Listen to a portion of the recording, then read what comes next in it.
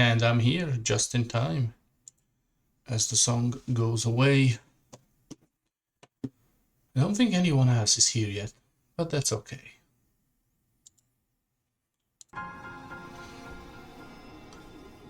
I'm going to sip some coffee while we wait for other people to show up.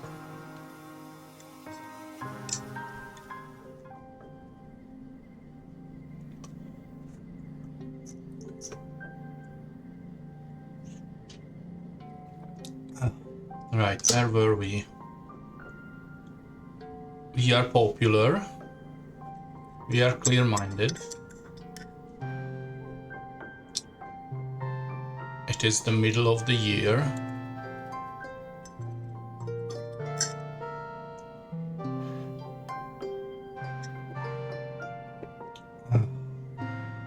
Alright. Let's talk with Mom.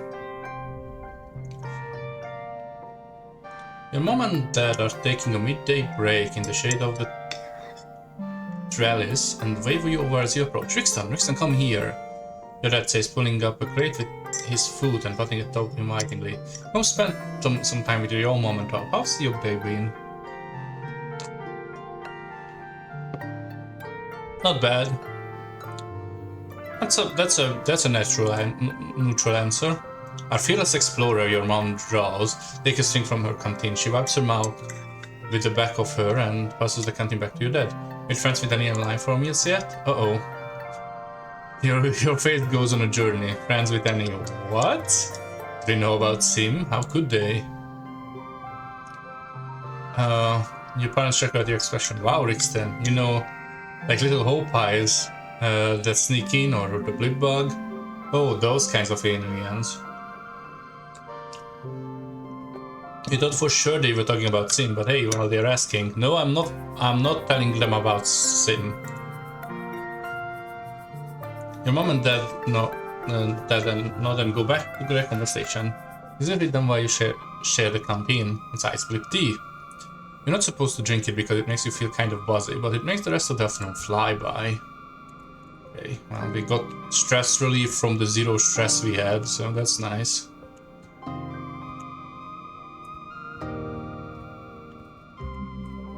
Can we gift people stuff again?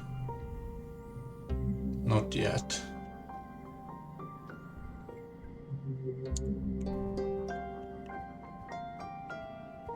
Just taking a look if anyone wants to do anything.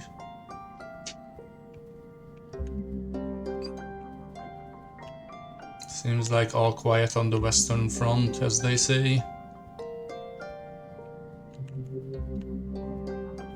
I think we still had some stuff to do. The Ridge. 4 events, 4 collectibles. I think that's worth doing.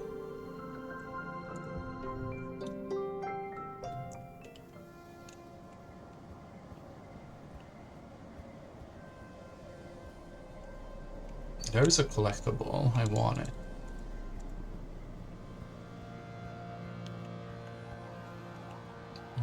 Let's scour it from the right side this time. Yeah, I think we missed some over here.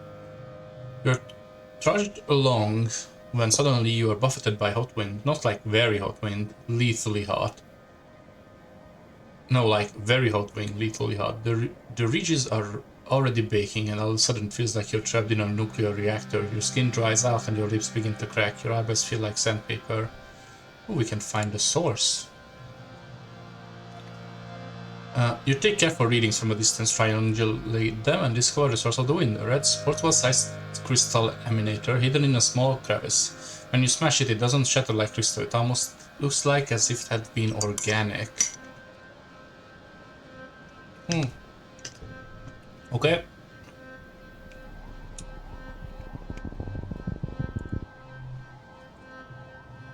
There's a strange heat-haze shimmer across the path ahead. Oddly, it doesn't clear up as you get closer. The mirage effect is very strong. The refractor there makes it look like a pool of water on the ground and the plants waving around it, but something is just off about the illusion. Can't you put your finger on it?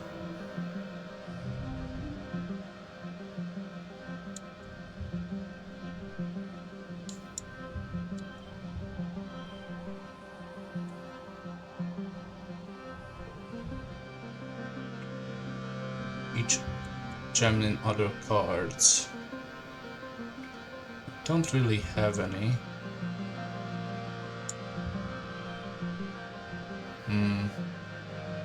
It's not a great hand.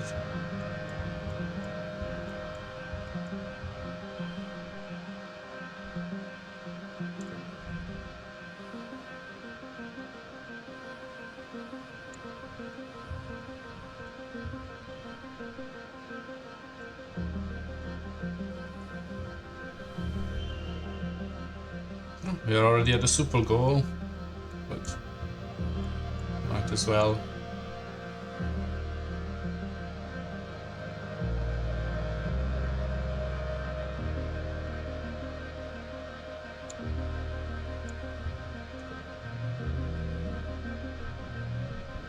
Oh, it's perception anyway. The faster you move, the faster the mirage disperses. You approach cautiously. As you do, you realize what's wrong about the mirage. It's impossible. Plants on the other side of the haze are different.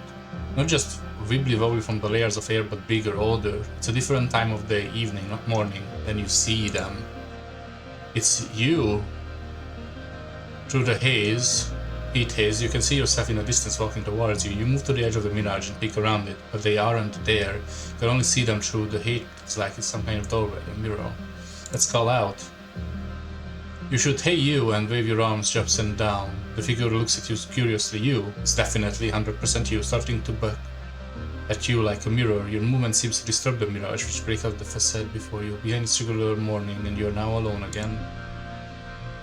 Huh.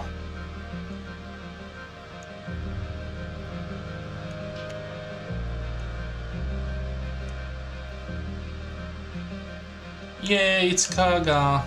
Hey there, how you doing? How you been?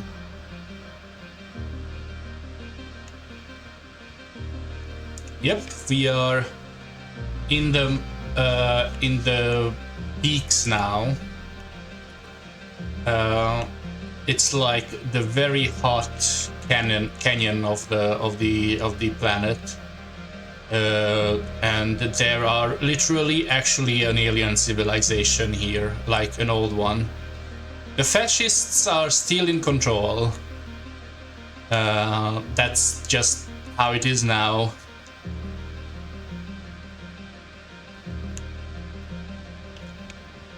I don't think that will change anytime soon, at least. There's an event over there.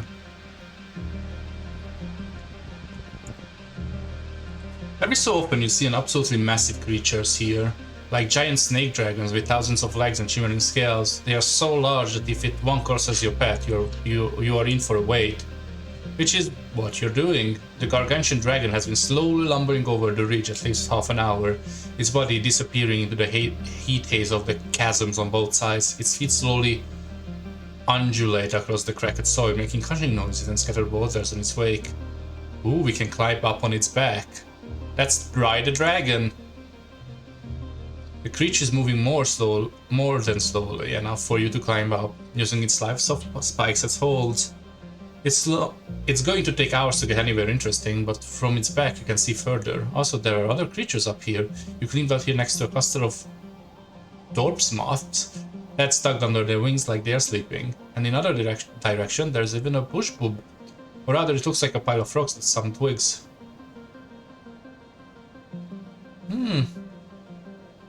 Wait and see where it's going. I don't wanna hustle the moths. Centimeter by centimeter, the Goliath makes its way into the chasm. You feel the air grow thicker and less hospitable until the sheer density of heat on the drop makes you feel genuine concern for your safety. You climb up the creature's back segment by segment until you are back on the top of the ridge, then drop down to the other side. Ew, scary. Nothing interesting. Hey there, Catrax. Lovely to see you. Also, this person is an alien. Like, genuinely is just someone who is not human. You find him deep in contemplation of a piece of fruit. What would you say is purpose of this fruit? He asks as you approach. It depends whom you ask. To the three, its purpose of the fruit is to house the seed and entice other creatures to ingest it, carrying it away from the tree to place it where it take root. To the bushbuck, the purpose of the fruit is to nourish the body. They do not care for the seed at all. How? Then do we determine the purpose of anything? I mean, he very specifically looks like a human, but also doesn't quite look like a human. He's like too long. It's like he was described as someone who would, if an alien would try to draw a human from memory. Yeah, he's uncanny. Can you help me calm down? I came for the drugs that you can give me. Thank you. Also, I did bring you something, I guess. How about this strange device? I knew he would like it. Sim examines the device for a moment and then hands it back to you. I think you better hold on to it, Rixton. You might need it later. A goth ghost? I mean, that's also a fair description.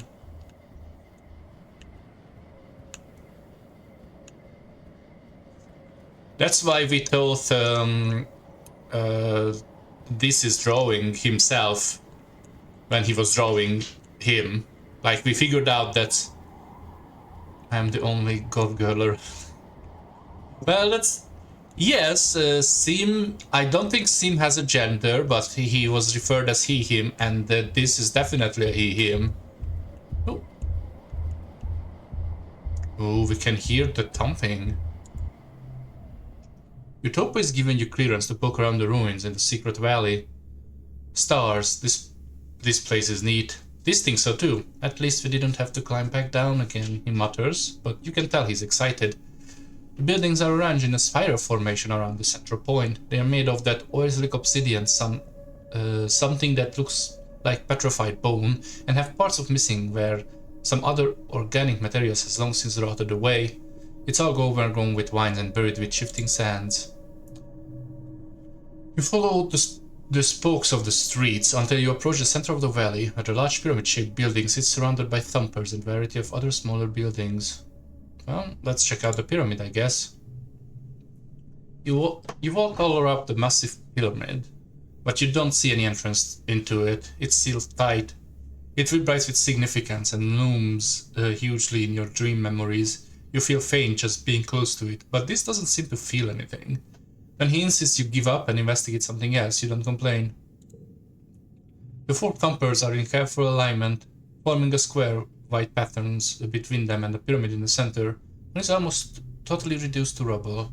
None of them are active. Smaller, more deteriorated pyramids buildings dot around the valley, purpose unknown. There is also dozens of little obelisks, a couple meters wide with circular design on one side. You approach a random one. On the edge of the valley, you lean on one of the round designs and the iris dilates open, sections grinding back like the world's rustiest automated door. Now you're looking through the large round door into a small featureless room. Quite small, quiet, featureless, totally dark. Very creepy, but you can hear a faint hum. Is it still powered?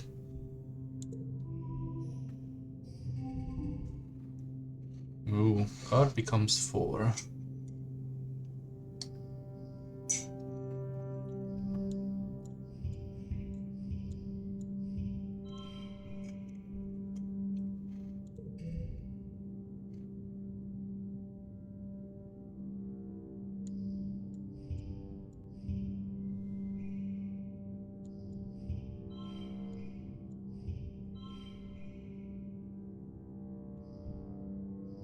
That was weird.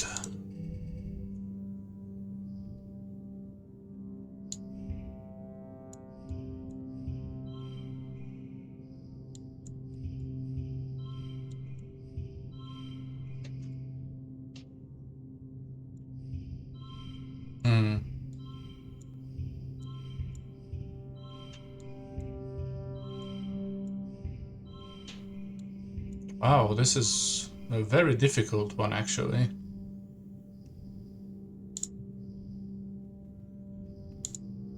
Wait, can't do that.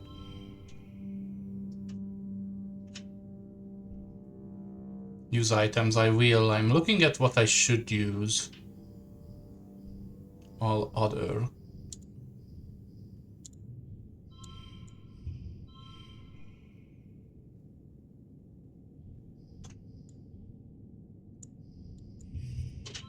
Actually, this is better by default.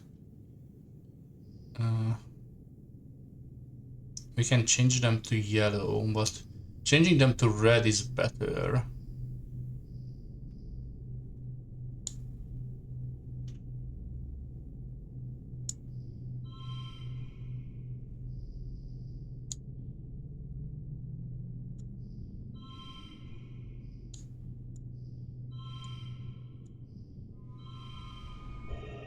There we go.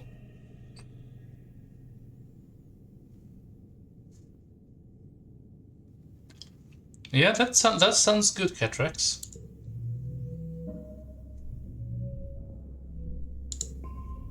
You walk in, this close behind, and suddenly the iris closes, the floor lurches, and you're moving down. An elevator. The elevator squeals and grinds away like it has been used in, literally, thousands of years. It doesn't go far, then grinds to a halt when the iris opens and reveals a large room with obsidian walls. Like all convergent domain spaces, it's more cave than a room, with stalactites everywhere. Ah! I have been booped by a boba. Hey there, boba. Nice to see you.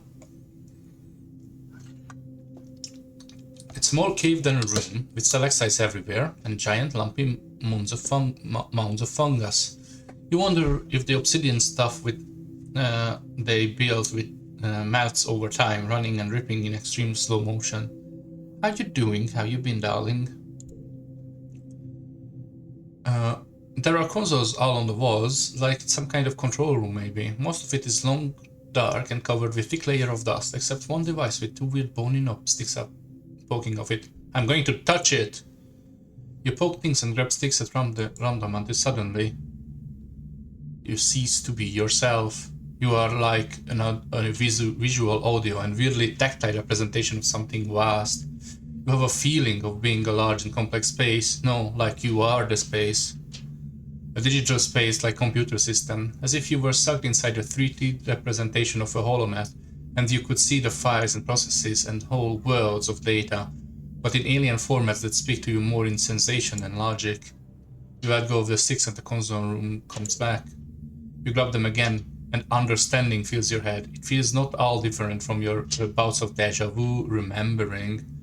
You became Linux.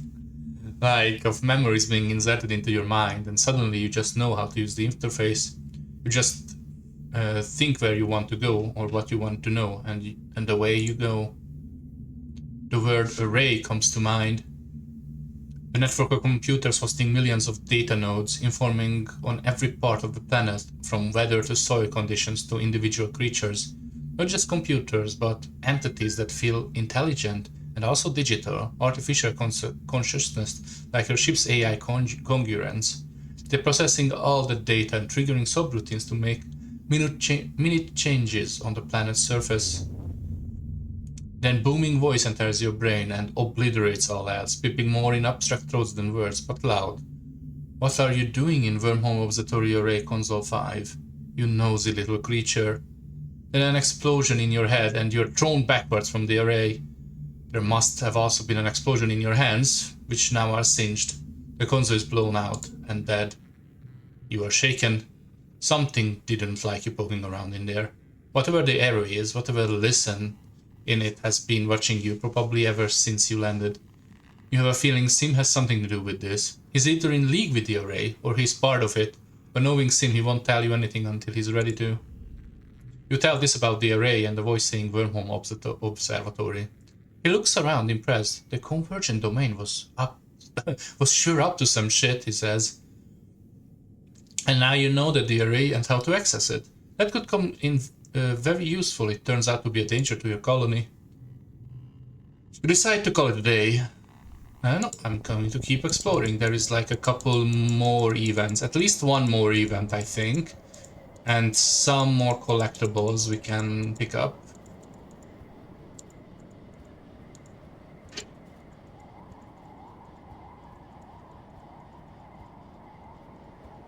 Where was it though?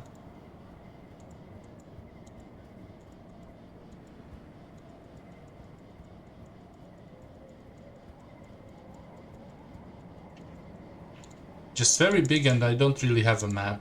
You don't want to say anything about this, will you? Nope.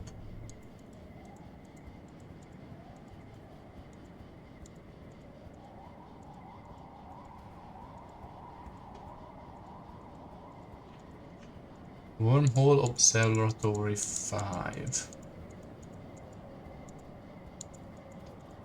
Did you just blow up my mind? I mean, I don't think it was him specifically, but probably someone he knows about or is part of, right? That was our idea, at least. Where do you get, how do you get there? Oh. I see that crystal, I want it. It's free.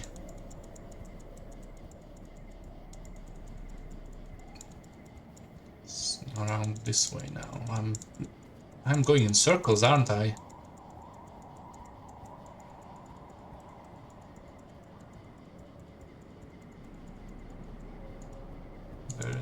There is stuff there. What is... How? How do you get there? Oh, there we go. This is new.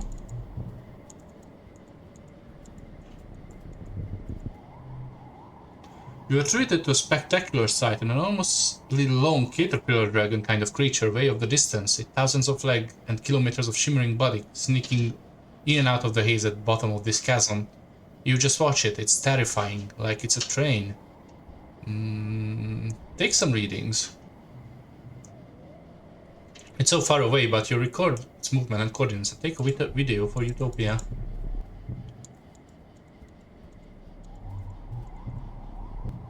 Oh, it might have been the last of it. I think we picked up everything now and seen everything to be seen for now. So we can go return to the colony.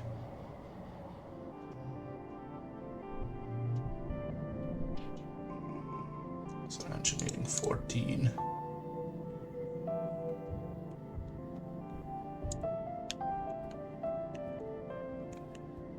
Can we gift now things? Nope. Aren't you Vice's friend? He'll be mad if he sees you talking to me.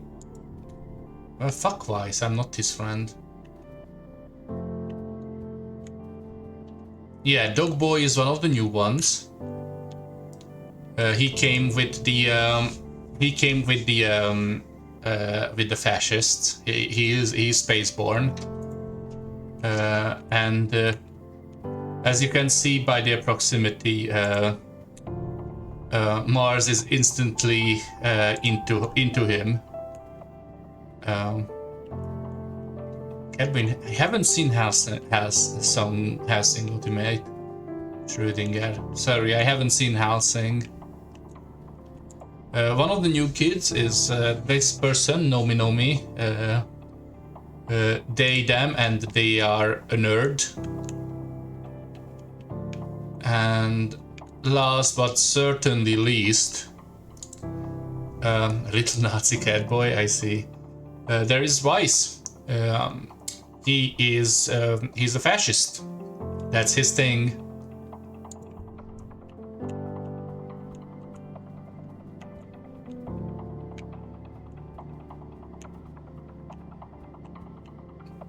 I did. I already gave him a gift. He didn't like it. Well, we did. I did. I don't think the dog boy is a fascist. I think he's too pure. And I did fight with him, Vase that is. And apparently I put a piece of metal under my shirt, so when he came to punch me, he just broke his fingers. And that was a good thing.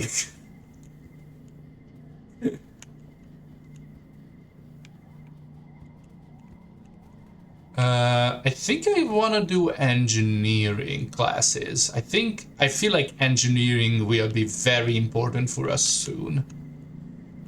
Now I just have to find. It's gonna be the same place where what's her face is. I'm so bad at remembering names. Her. Tang. Tangent. only you.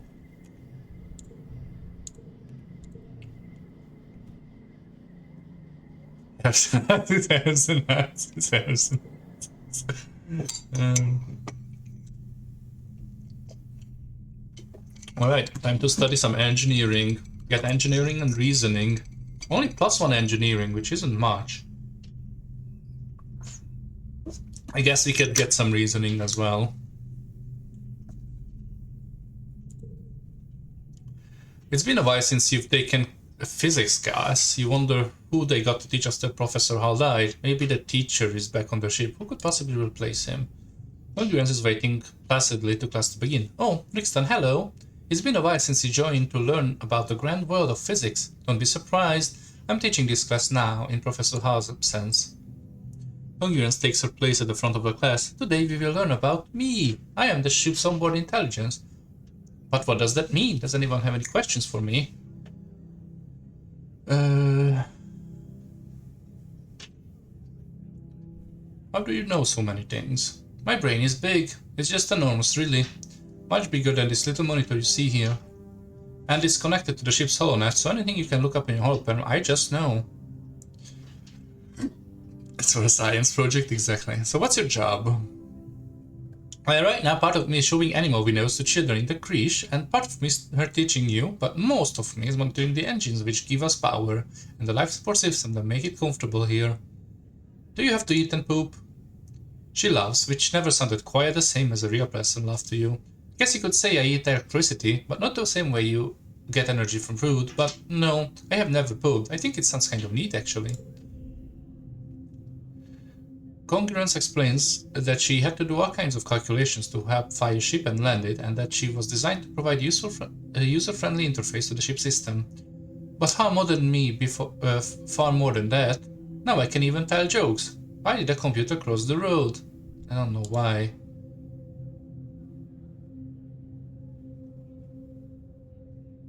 Chad, get on that.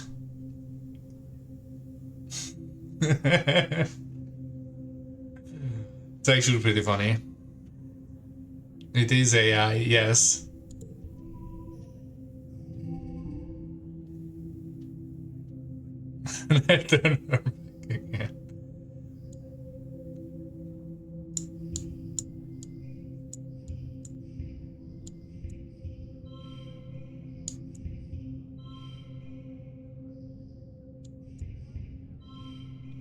Oh, this is. Oh, there's a last one. Okay. Actually, I can just do this. I don't need to lose kudos for this.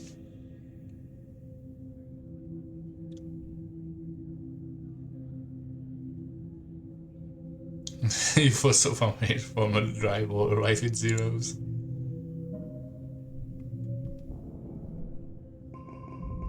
Oh, the engineering guy get the +4. That's good.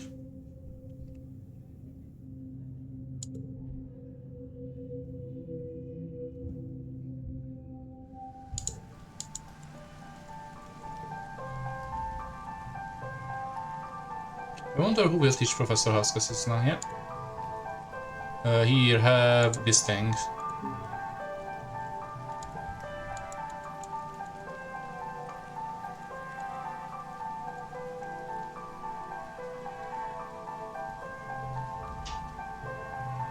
I got you a present. Here, have a tree. Nothing a dog likes more than a stick, right?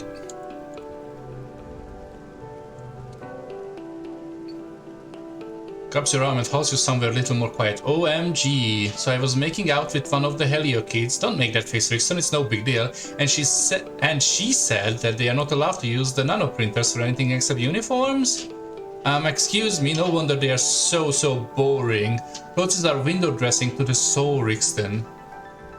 Alright, here, have a flower. I have a bunch of them now. Well, I have better birthday gift, but this still looks nice in my hair, I think. Gets you.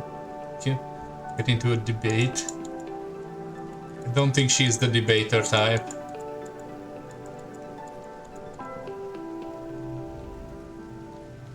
Don't have a lot of time. I got to get these to geoponics, then we got to get plants to the ground. What do you like? Just xeno eggs? Oh, the fruit, okay. Here, have a fruit. Food.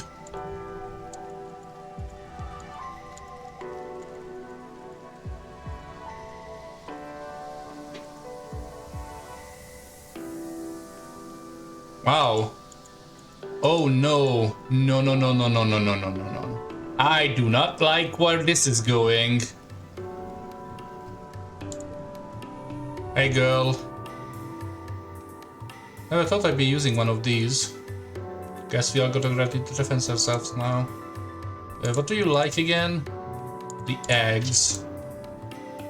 We never figure out another thing yet you like. But here, have an egg. This was Com's favorite food too. Ah. Kind of a big deal. Here, have a tree. Thanks.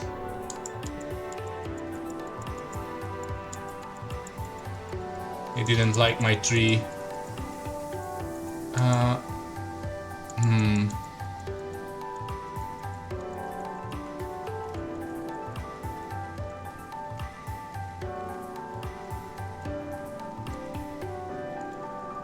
I'm thinking if we should go outside. Oh, also, it's one more person. Oh, hello. Ah, he loves it. Wow, I am not over that water just falls from the sky here? What's next? Every day is like a whole new planet. Have you guys had weather this whole time? It's so cool. They giggle and kick their feet, sending up big splashes of water. You like the crystals? I have a few of those. Here you go. It makes rainbows. It's perfect. Thank you so much. Alright, this, what's up? What's in your mind, buddy? They are sweet, yes. You leave the front gates and see this talking to one of the senior surveyors. He listens intently to their instructions, and the surveyor hands him a satchel of instrument and claps him on the shoulder before walking away. This turns to you. Hey, Rixton, he says. He hides the satchel on his shoulder and gives you a shy smile. It's still kinda weird to be allowed to be outside the walls. I can just leave him alone to upgrade the card. You're lenient with them once the fascists are put on trial. Alright. I mean, the kids are innocent. Some of them have been brainwashed, but they are by default innocent. Remember when we used to sneak out? It was so easy to avoid Chief Server Tonin. What's the weirdest thing you've ever seen? There's this big rock in the western ridges that's almost totally flat on top. When I get near it, it makes me feel happy. It's so strange, and it's really hard to leave. The first time I went there, I laid on top of it so long that I almost missed the transport back. I know it's my job, but I haven't told anyone about it yet. I don't know how to explain it. It's almost like it wants to keep it a secret. That sounds kind of romantic. Blinks at you, hadn't crossed his mind. He frowns. I guess, he says. If the words taste bad in his mouth. Ooh, I learn more about him. He's adventurous, rebellious, and wild. Those are not the words I would describe this with, but I guess that's true. We still don't know what his augment is, which is interesting. You'll have to let him keep some of his secrets for now. Also, I came to make you go home. It's so crowded. Here, have one of these medicinal roots I know you like.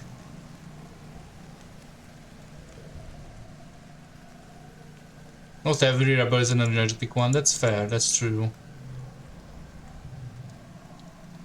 So one collectible. I don't care. I could there is nothing to forage. We could go back to the plains, but I don't think we need to or should. There's nothing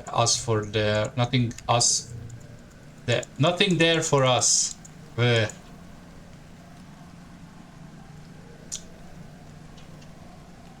I kinda want combat to get to whatever. I think it's 80 when we get the next perk.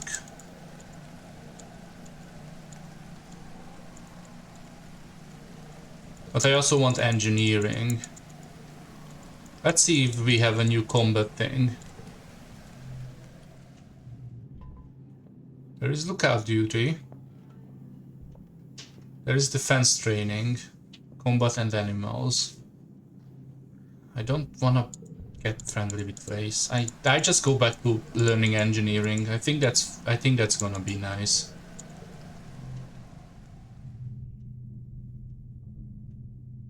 Tangent and Nomi Nomi are nice. They're both cool.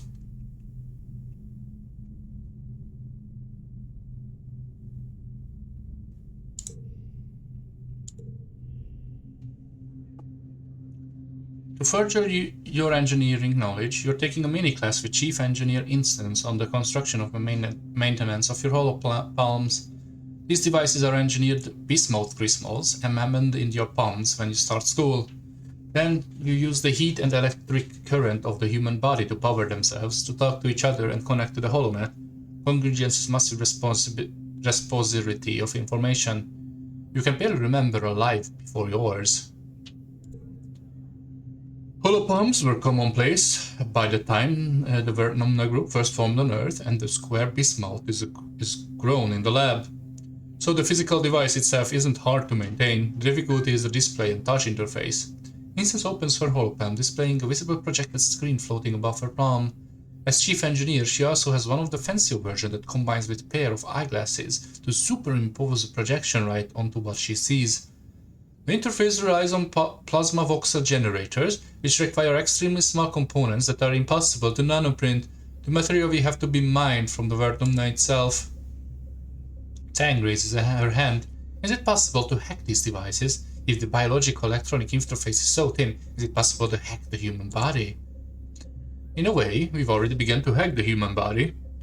What do you call gene tech? Everything the body does is capable of, is capable of depends on four nucleobases in different configurations. It's no different than it's no different than congruence. I don't know I understand that sentence, but okay. Human and artificial intelligences are both built from a limited code and are transformed into more by the building.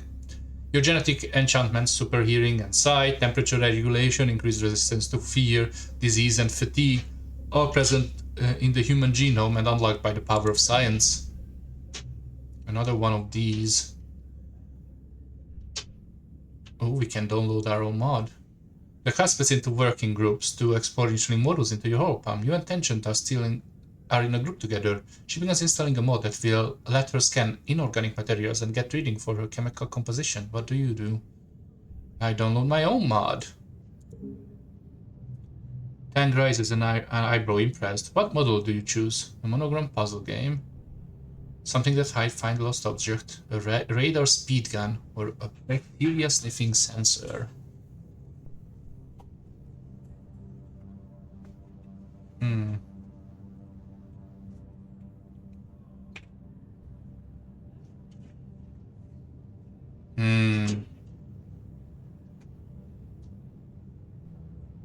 I feel like this thing is useful for us.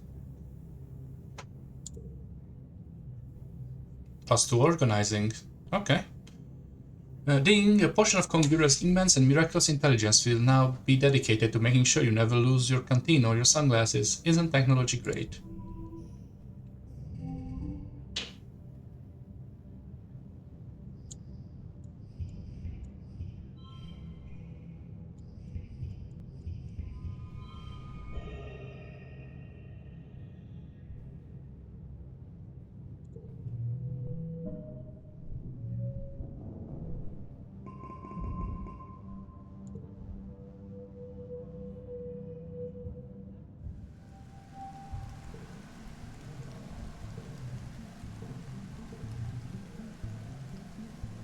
What do you want? Tangent looks up from her holoplan, blinking her eyes as you refocus in the middle of distance, and then into you. A previously long hair is gone, passed close to her scalp. You almost didn't recognize her when you first saw her. You wonder if it was caused by a lab accident or something. Hello, Rixton. She says already cagey. Do you need something? Hair, I mean, what's up with your hair? Oh, empathy. It's too hot here. If evolution has fit to solve the problem, then adaptive behaviors will have to do. We don't have enough empathy to... We are very far away from that. I like it. Would you like me to add to your tally of people who have opinion about my personal appearance? It's quite riveting, if you are into that sort of thing. It's not about looking good. This is more efficient. Sure, buddy. I'm sure there's more to it, but... Here we are.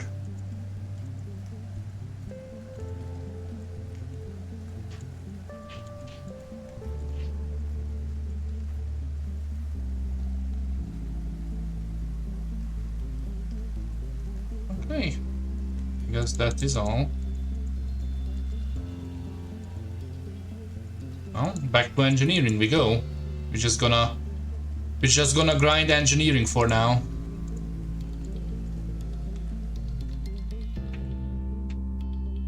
Because I feel like we're gonna need it for our next things. Ooh, we can... Oh, reasoning 10. Chief Engineering Instance needs some help after school tutoring. Literally anyone who's a complete idiot will do it because she's desperate. Please apply. Well, I am apparently a complete idiot, but not for long. You can't very well teach others until you learn the material yourself. Well, now we are already high enough. +2 bonus to pairs.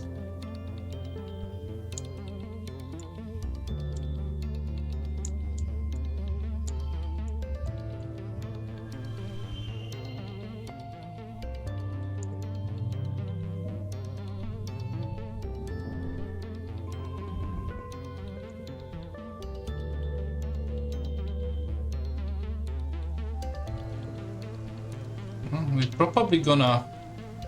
Yeah, we're probably gonna have a rested glow. Yeah, I'm getting stressed, but that's okay. That's part of how we do things here. Just in time for monster attack? No, I'm going to rest before the monster attack. That's the plan. Alright, one more engineering. And I think we can like now apply to be a tutor. Here we go. You notice the still on the engineering. Yeah, apply for the job. You tell Dr. Instance you're interested in the job. She looks up for more problem and she just noticed you exist. Yes, you'll do. The younger, slower kids have trouble keeping up with congruence sometimes. You mostly just have to pat them on the back now and then and stop them from wandering off when they're supposed to be studying. No offense, but everyone with a pulse could do it. You know where the customs are, just come when you're not doing whatever nonsense teenagers do there.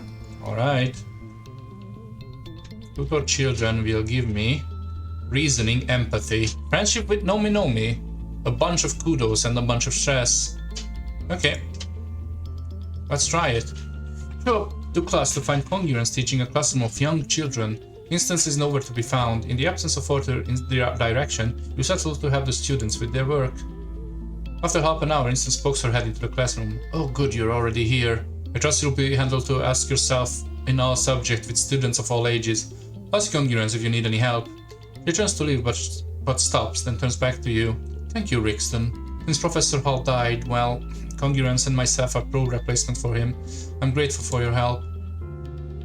You settle it in help to the young students, learn how to use their holopams to access the HoloNet Congruence massive database. Congruence has everything they could ever need: music, movies, games, novels and comics, a calculator, a timer, an encyclopedia, textbooks, the colony's social media, specialized tools for different jobs like architecture or holograms.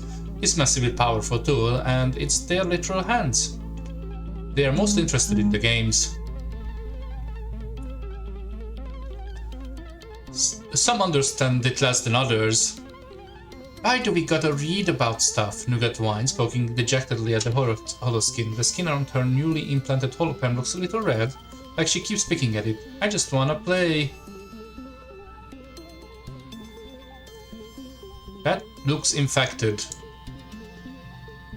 We take a closer look at Nougat's holopen implant. The edges where meets the skin are peeling back and it looks red and puffy. No wonder she's having a hard time concentrating, it looks like it really hurts. You take her to medbay, put some antibiotic cream on it and wrap her so she stopped picking at it.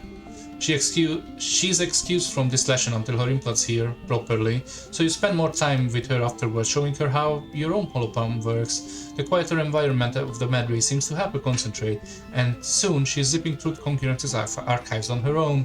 Looks like you're pretty good at this touring business.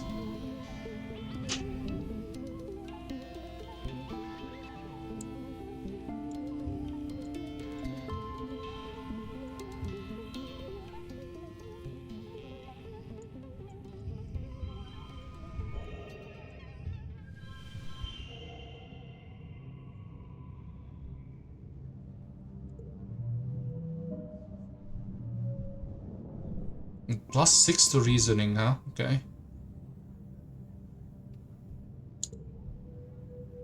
Alright, time for glow.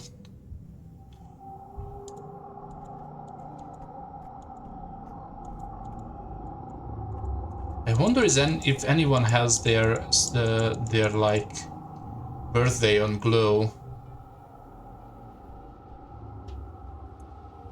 Let's go. There has been in other years. It's my hypothesis that each attack will grow intensity until we are rooted from the planet or become the dominant species. With how difficult this year was on our food supplies, we're certainly entering this season at a disadvantage.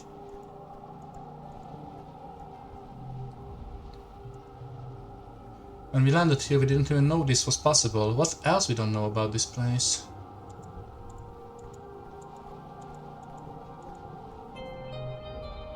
Do you think it's going to make a difference? The soldiers, the walls, the explosives, they're going to keep coming harder and harder until we are dead.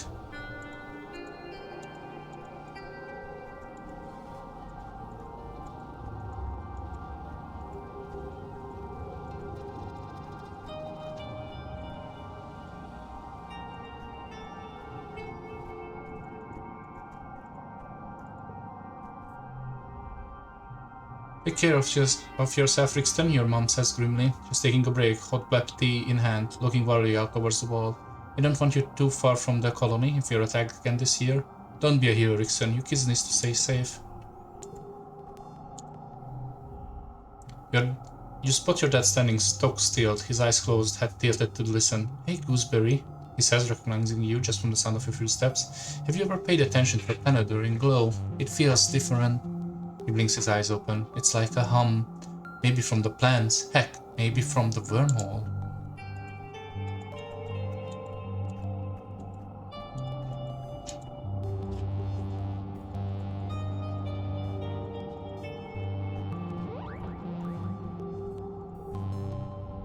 You and them watch a unit Helio soldiers go by with Vase in the lead. Did you see that guy?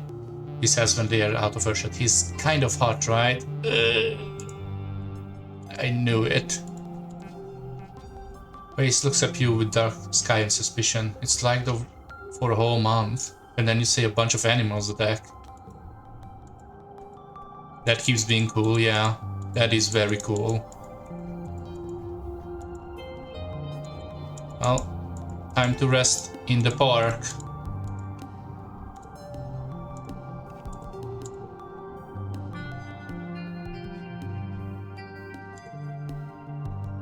Everyone in Geoponics on edge during glow. It's close to the colony walls, so if there's an attack on this side, you might lose years and years of progress on these fields, or worse, the Geoponic domes. There's nothing to do except hope that the defense is strong enough to hold. That sense of helplessness makes it hard to work.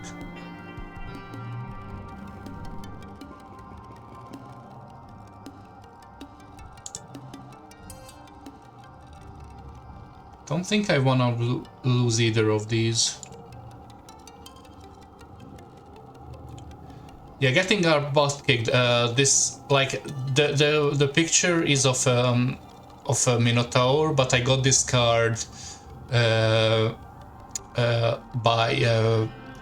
having a play fight with our friend.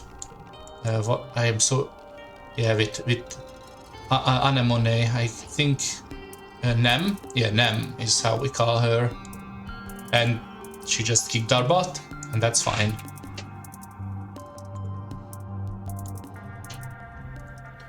You're relaxing in your quarters with your dad when you hear the colony siren. The enemy is here. The red looks up from his novel. Ah, seems early this year. We should head to the shelter in the lounge.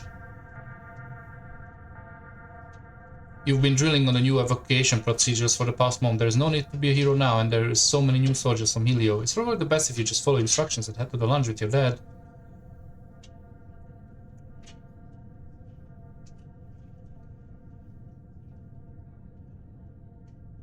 Okay. You muster with the rest of the defense forces at the gates. Red and Lum are arguing about what tactics to employ. Lum keeps trying to rally the soldiers with a heartening speech about giving everything they got. All the drones are the explosives, and Red keeps cutting in. You don't need to take any big risks, Red insists. It's a smaller attack, and we have more than enough plasma cells and turrets. We should save our other resources when we do need them. Why do things halfway? When need to get it in there and kick their asses back to the goo they came from. We need to show people that we have everything under control. For morale. Red tries one more time to wrest control of the forces back from Lum, but Lum cuts him off. Fire the explosive rounds! Arm the charges! Shells scream through the permanent night, followed by explosions you feel vibrate up to their boots. The Helios are unfazed. You and your other starter guards exchange nervous looks. You hear yelling, then another boom as the secondary explosives detonate. The baying bloodthirsty animals reaches your ears, and then Lum hurls his finger to his speaker. Great work, just stragglers incoming. Open the gates. There's no kill like overkill, exactly. It's an easy Oh, I got this stuck in there.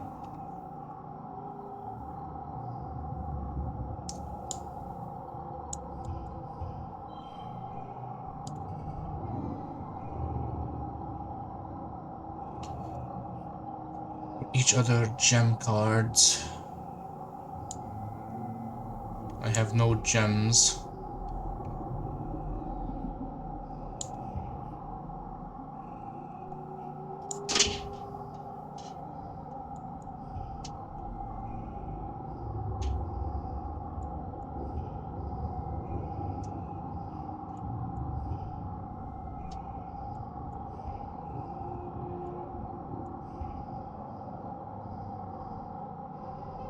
Oh, these are all bad for this. I guess this is the best one.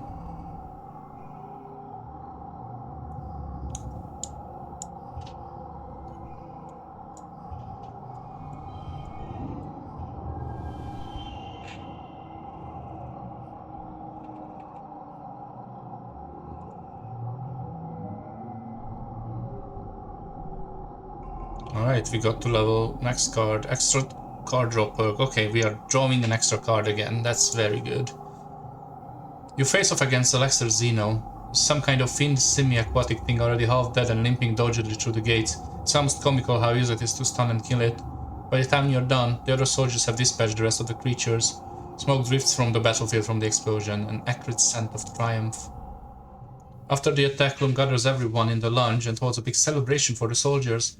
There's feasting and drinking and songs of valor, and as the party goes on long into the night, some drifts away in pairs or more.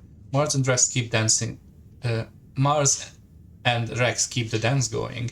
Even Nem seems to relax, especially when the other cadets invite her to drink with them. Tonight, everyone seems convinced that the victory means the colony will be safe forever. Maybe it will be. You sure want to believe it too.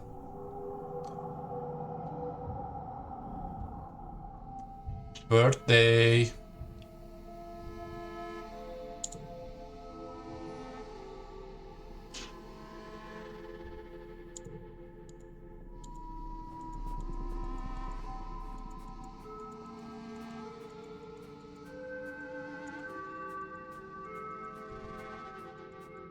Nomi has something to say. You find Nomi in the lounge, flanked by two holoscreens and doodling in a sketchbook with real paper. One holoscreen is playing animated shows, while the other is a wall of text. Looks like it might be a translation guide of some kind. Nomi's attention moves between the three easily.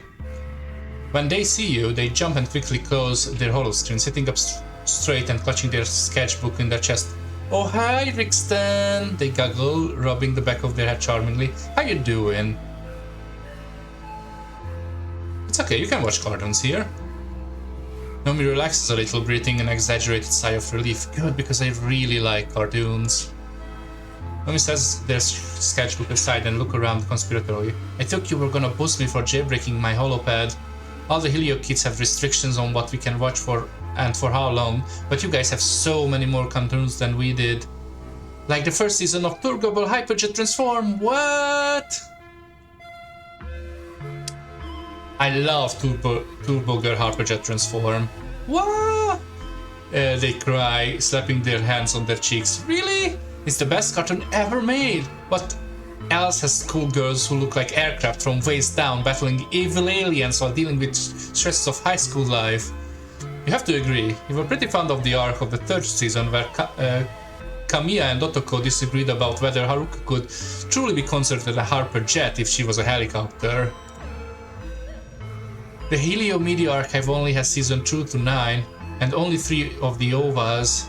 I can't believe the 4th OVA, Flight Captain Yumiko, gets captured by the aliens and brainwashed into thinking she's been an alien sleeper agent the whole time! I love anime, exactly. You haven't seen the first season?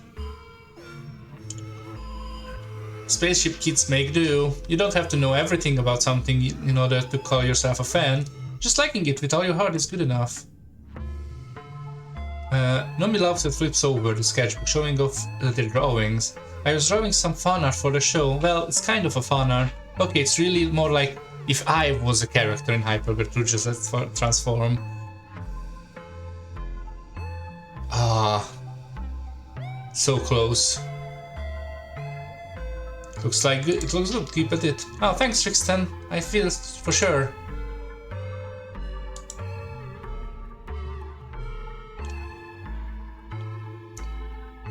Because the sketchbook side gestures you to sit down. I'm so used to people not sitting with me because I talk so much, they say without a hint of shame.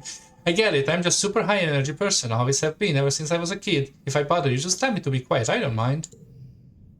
You like the crystals, right? Yeah. Here you go.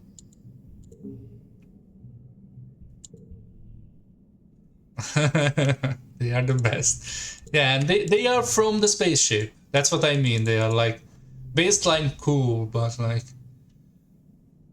Vase's little birds. Oh, they don't like me because I was getting a little friendly with Vase. Okay, I will stop being friends with Vase. Fuck that guy.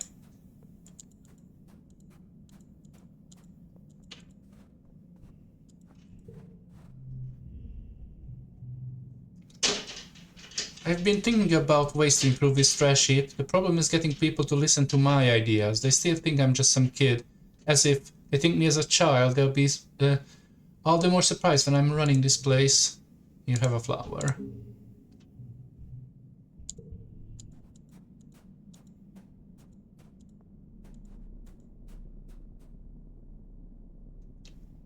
Yeah, exactly. Look, I just wanted to give him a chance, but he's not improving in any way.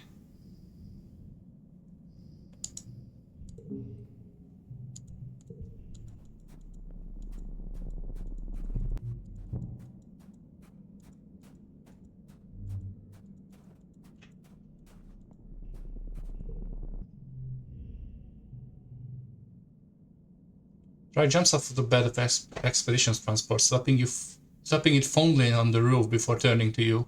He looks uncommonly comfortable in his skin. Hey, Rixton, it was a good day out there. He doesn't elaborate. I only have one of these left. Here, have one of these strange devices. Yeah, I knew it. Whoa, he says, taking one from the uncharacteristic delight. Where did you find it? Looks like some kind of alien artifact. It's gotta be.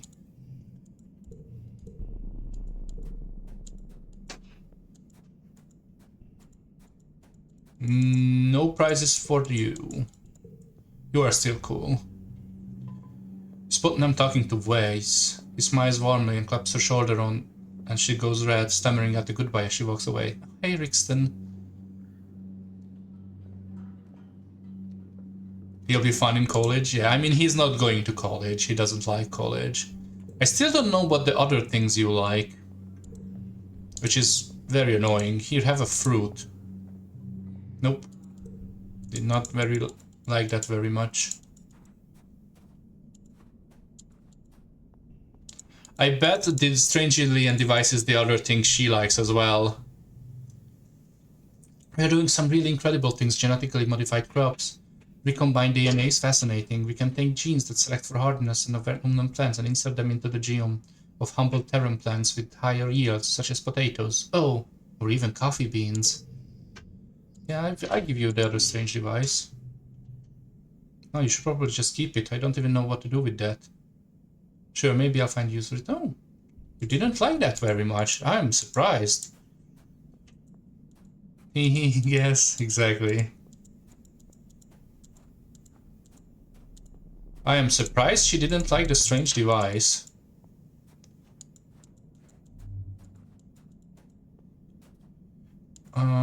Yeah, time to explore again, I think. I think all the events are respawned and I'm sure we haven't seen all of them.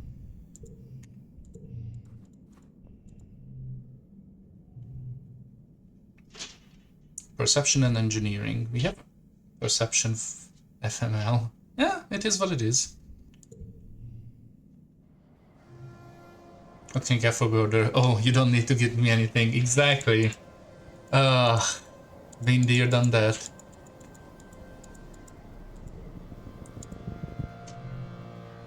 I haven't been down into the deepest crevices of the ridges where the crystal growth thick and the air is stagnant. I think we did this before. Yeah, air squid babies. They are predators.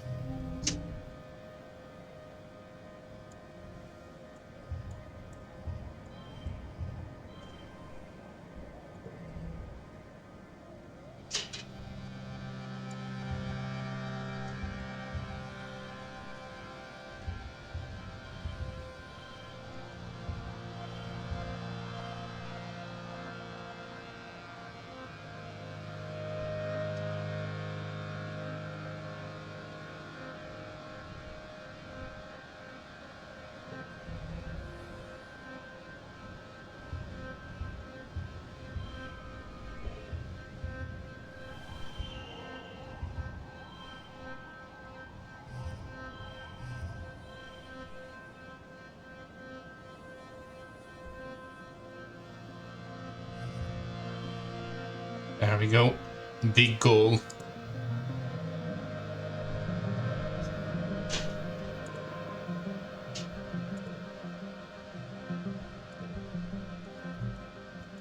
Hey there, Barrick. How you doing? How you been? Lovely to see you.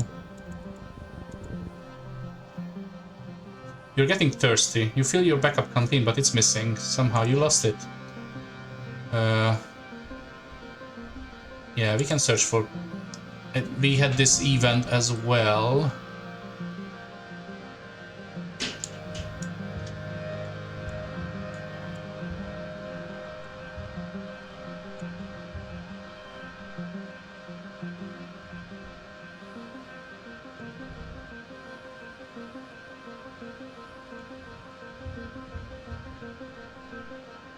It's +2.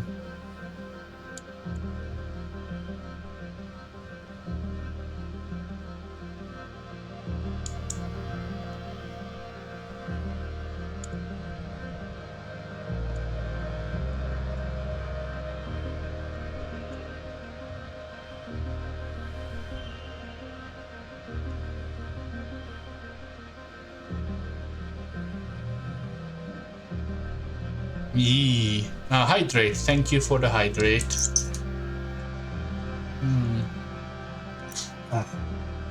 Life-giving water, nectar of the gods. Yep. You search, you turn up your canteen. That is lucky. Flower. Every so often you see an absolutely massive creature here. They're like a giant snake dragons with thousands of legs. Yep. We can climb up on its back. And then let's this time hustle the Dorbs moths. See what happens. You wade into the cluster of Dorbs moths, swinging your arms and feet wild. They erupt into clouds of dust, soft wings beating against the face of they flutter away in agitation. You sneeze, but that's all that happens. You climb down the other side and continue on your way.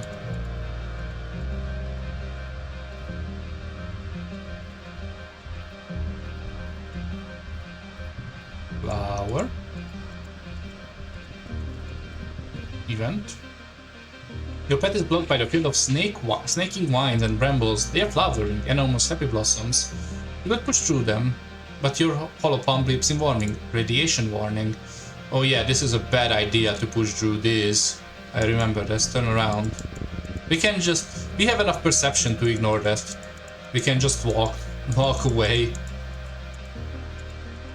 Disturb the moths indeed. Oh, we are back at the beginning. Whoops.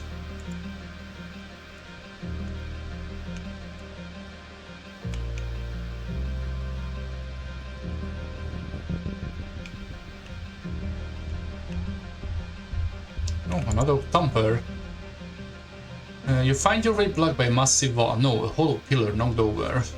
It's absolutely massive. Stretch to your left. Yep. Let's do an engineering challenge on it.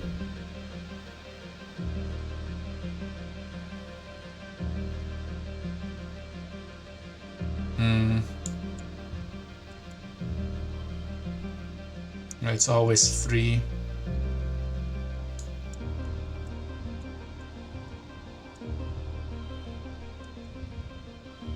It's not a great hand, but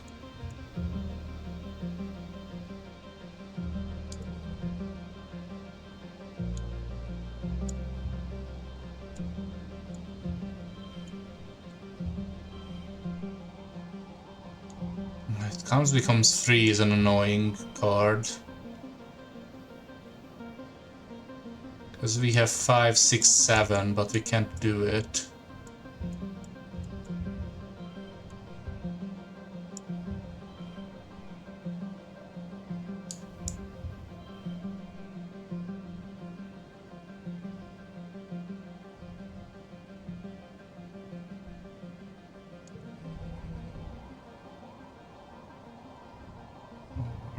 Yeah, we can just never do it because of this thing.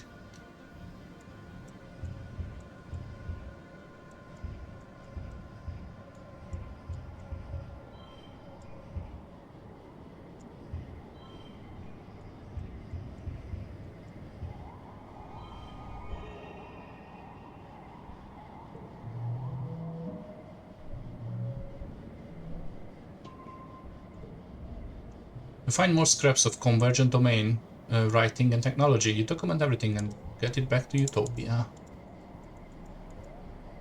Oh, hey Utopia, what's up? Utopia has sent a team of geologists to get a closer look at the region's weird terrain. You come across them working them, the Utopia beckons you over. Rixton, she says, drawing everyone attached to you. Rixton, come here, everyone. Rixton's been working in the area for a while, and I'm sure they got plenty of information on what's out there. The geologist politely turns towards you and listen. Here's what we've got so far.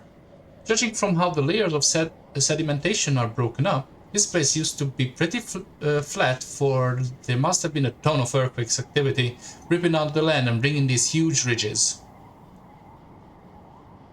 Yeah. We can date the quakes around the time a lot of these ruins were created, and we are looking, but we haven't seen anything built after them, like it was for the old convergent domain. These broken up layers are the same across the planet. Something sure happened about 20,000 years ago.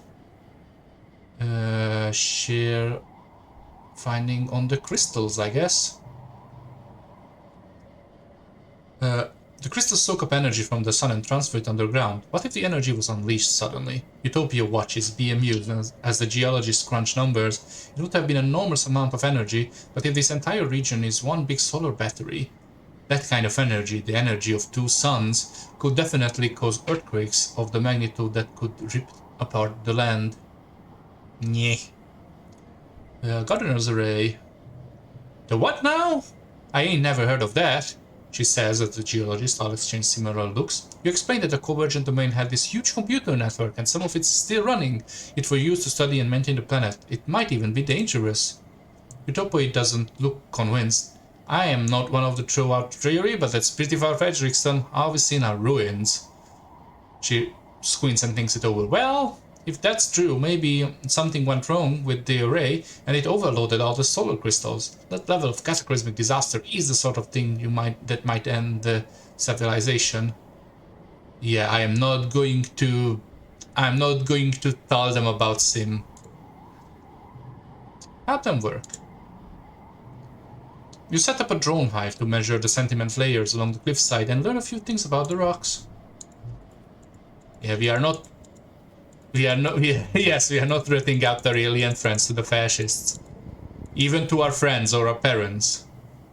The sun goes behind a cloud and you feel light splattering rain. It sizzles into the dry, hot ground around you, providing little relief from the heat of the day. Then you realize you don't see a single cloud in the sky ahead of you, and it almost never rains in the resting ridges.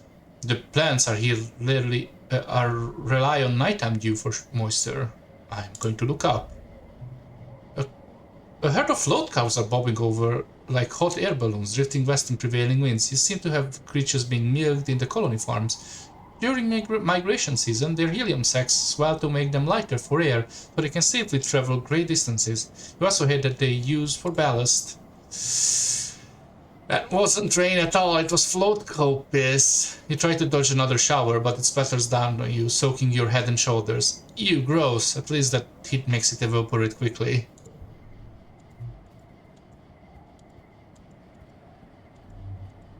Yeah, that'll happen. Oh, that's a strange device. That's a good find. Not my fetish indeed. There's a strange heat shimmer, yep. Let's see if we can do this again.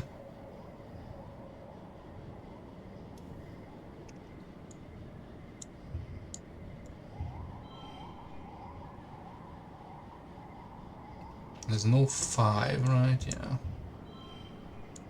Maybe we put in this. Because this has a gem and this gives bonuses for gems.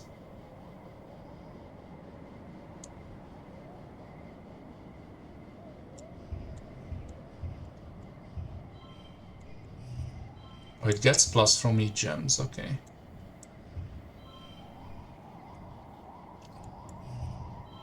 I don't think it matters, that's okay.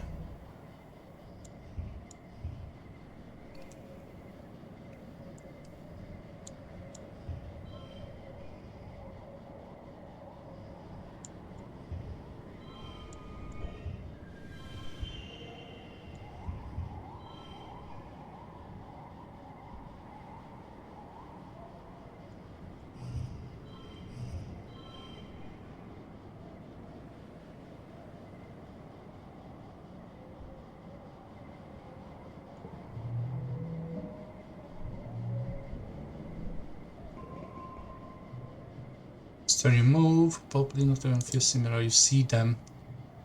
It's you! You're yelling, "Hey you!" and waving your arms, jumping up and down.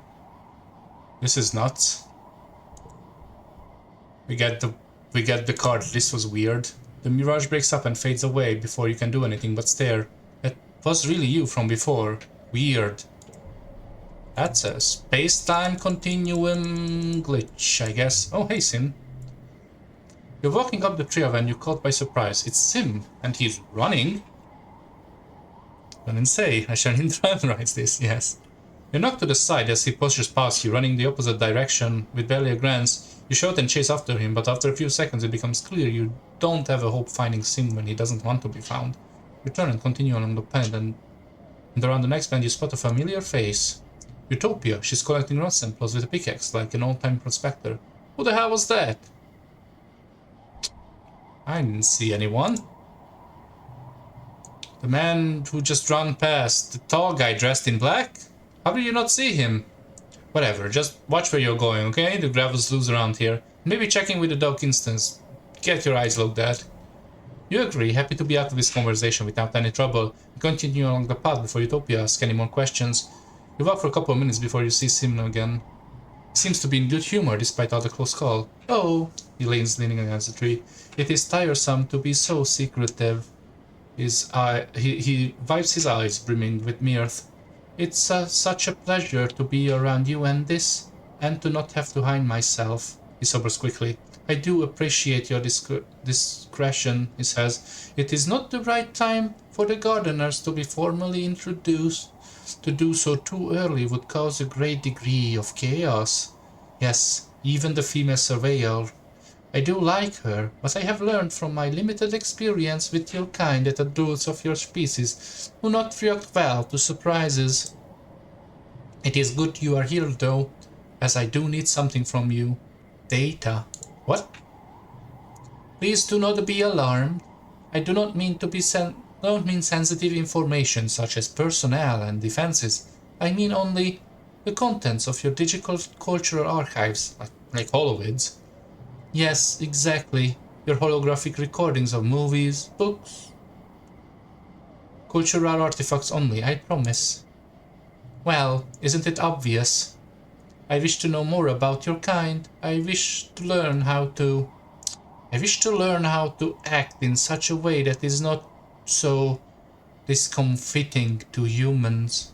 Sure, I'll do it. Truly? Oh, I thought it would take a great deal more convincing. You are surprising. It is such a pleasure. It does seem that you can likely find mem drives in engineering and fill the data what he wants. Not gonna flirt with him, not with this. I have a few questions though.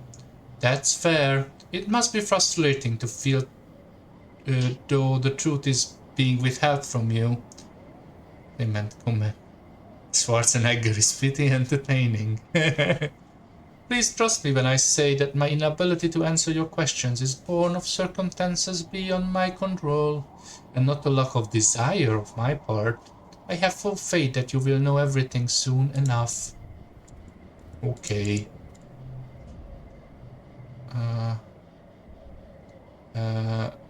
Hit me with the -5. And also, do you like flowers? He also likes flowers. Okay, he just likes anything and everything I give him? That makes it very easy for me. Yes, we are going to find the source. You take the readings. More engineering points.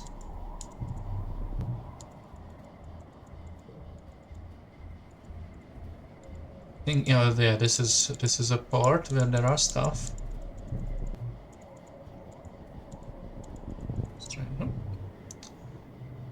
You investigate the weird squeaking noise, actually following its source, and undulating swarms of sleek creatures are gathered cliffed above you. You watch as they throw their tiny bodies off the edge, plummeting past and out of sight. They scream and screech in excitement. Ooh, raining bounce weasels. Perception 10 navigator. You pick your way down the slope, finding a second herd of miraculously unharmed weasels at the bottom. Oh, that's not a very good card, by the way. I also want one. I want this as a pet. As you watch them, one lands on your head and squeaking intangentially goes to join the rest of its kind. Ouch. You hear the flapping wings and look up. A whole colony of pink and orange dormbobs cling to the rock over here, nearly camouflaged. As the squealing of the weasels above reaches a fewer pitch, the dormbobs restlessly take off from the cliff and flutter around. You watch as one of the little creatures pitches off the edge and cliff and lands square on the dorm's moth's back, sending them both plummeting to the bottom. As the large moth crashes fatally into the ground, the weasel curls its body and bounces harmlessly away, then scurries to feed on its prey. Oh, bounce weasels. You record the screeching on your holopalm. What a noise. The bounce weasel is a good name.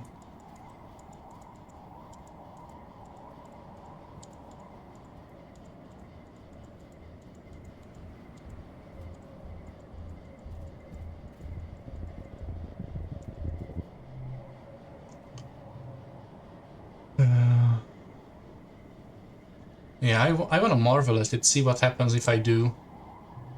Oh, minor stress. Magnificent beast. I already took some readings of that last time. Citron edge clips shattered themselves into pieces. Is that true? Is that a thing? If that's actually a thing, I did not know about that. A beautiful little locust stands on your arm. It calmly washes your face and form as vibrant wings and like it's cooling it off. Oh, the poor thing guys are wrong. Befriend it. Oh yeah, I remember I cannot befriend this thing. That's why it's a perception check here.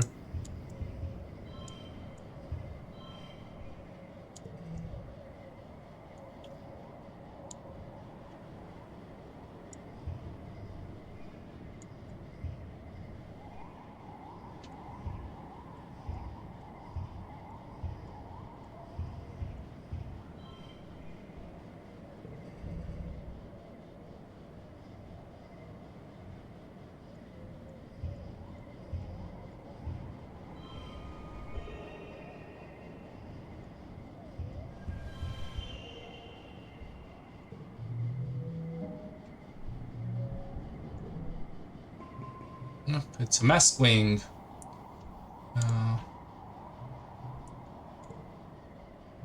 There are millions of them out there. We run away from the locust.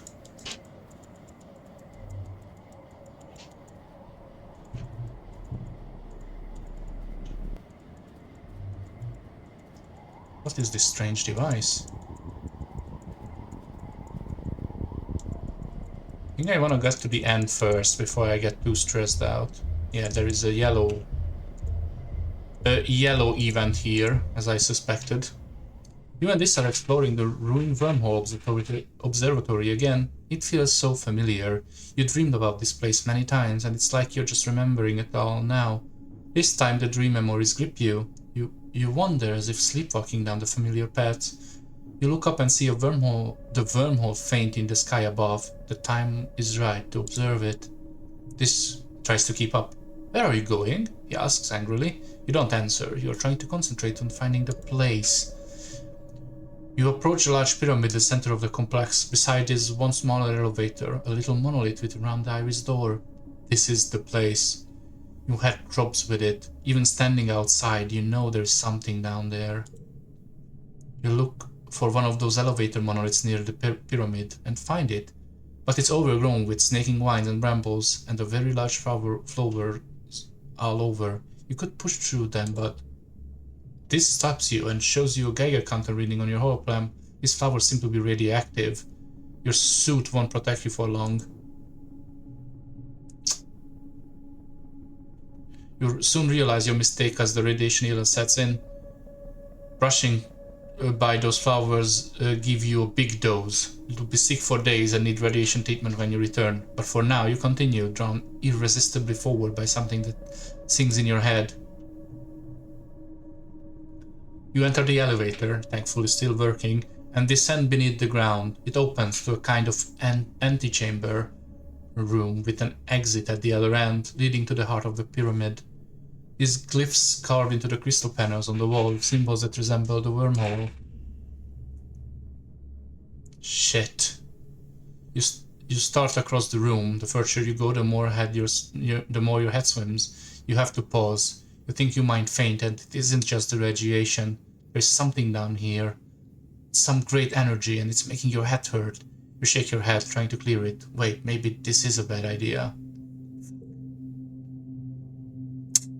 This has practically dragged you out of there. The pull of the thing was so strong. When you're back at the glider drop point, you can think clearly again. You feel fine again and wonder what the hell came over you. So does this. He decides to leave you with rather than explore by himself. Yeah, we gotta try that again next month or something.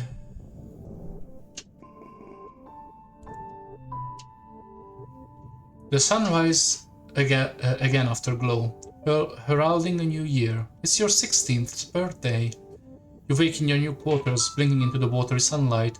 Dust motes float through the air, and you take a moment to enjoy the perfection of your bed while you listen to the sound of the colony waking up outside.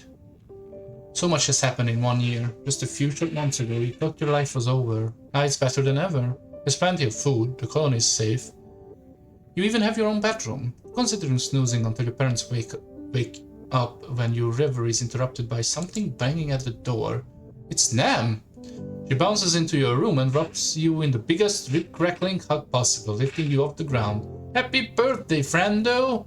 Am I the first? I ran all the way here so I can be the first.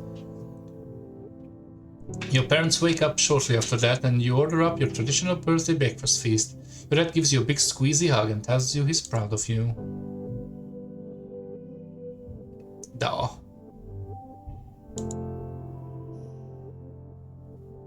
Engineering, extra card draw. Oh, we are drawing so many cards now. Yes, exactly. Literally just woke up. Well, didn't actually woke up, to be fair.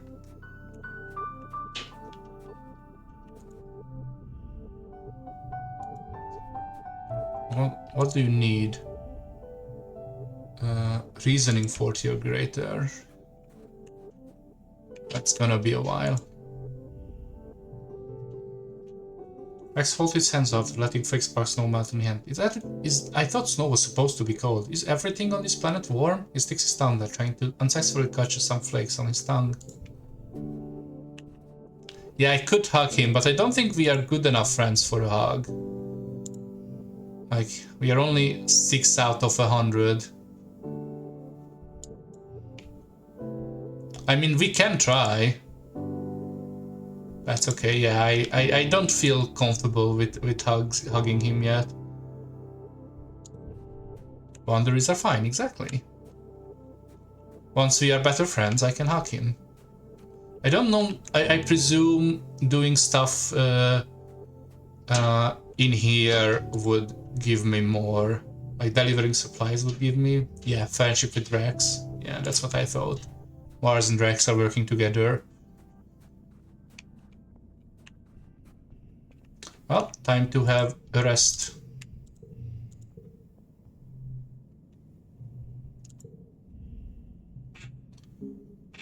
You and Carl go for a walk with your Hopi, Optimus Prime. Carl loves the little creature and they love him right back. They must instinctively know that Carl is a safe person. Carl scratches Optimus Prime's chin. You're so lucky to have a little friend.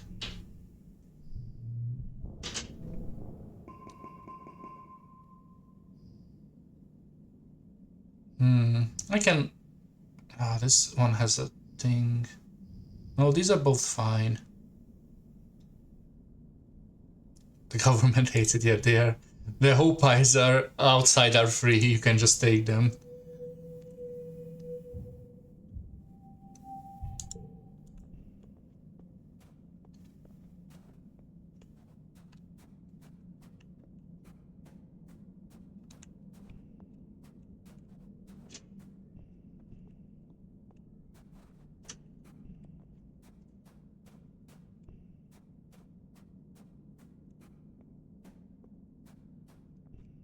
Okay, well, time to try to do that again.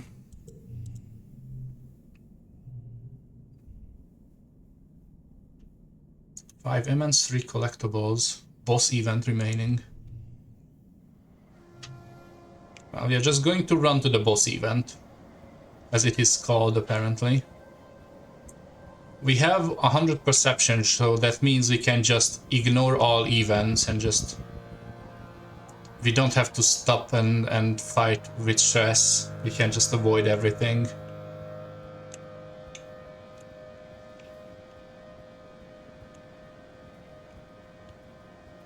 And our chances will never be better than right now with literally 0 stress.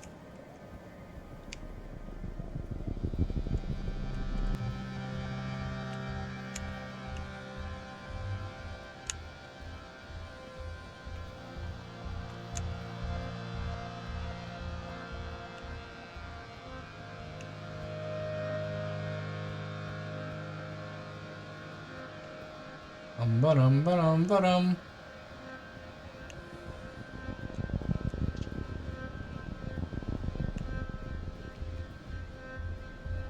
All right. Oh, it's a flower. Let's hacking go. You return with this to the pyramid, to the ruined wormhole observatory, the headache building. This again, discussed unsure. Are you sure you want to go in there? You approach the large pyramid at the center of the complex. Besides it is one of the small elevators, little monolith around this door. This is the place. You have tropes with it. Even standing outside, you know there is something down there. Brixton, is this bird building hurting you? This asks when you see you're rubbing your temple.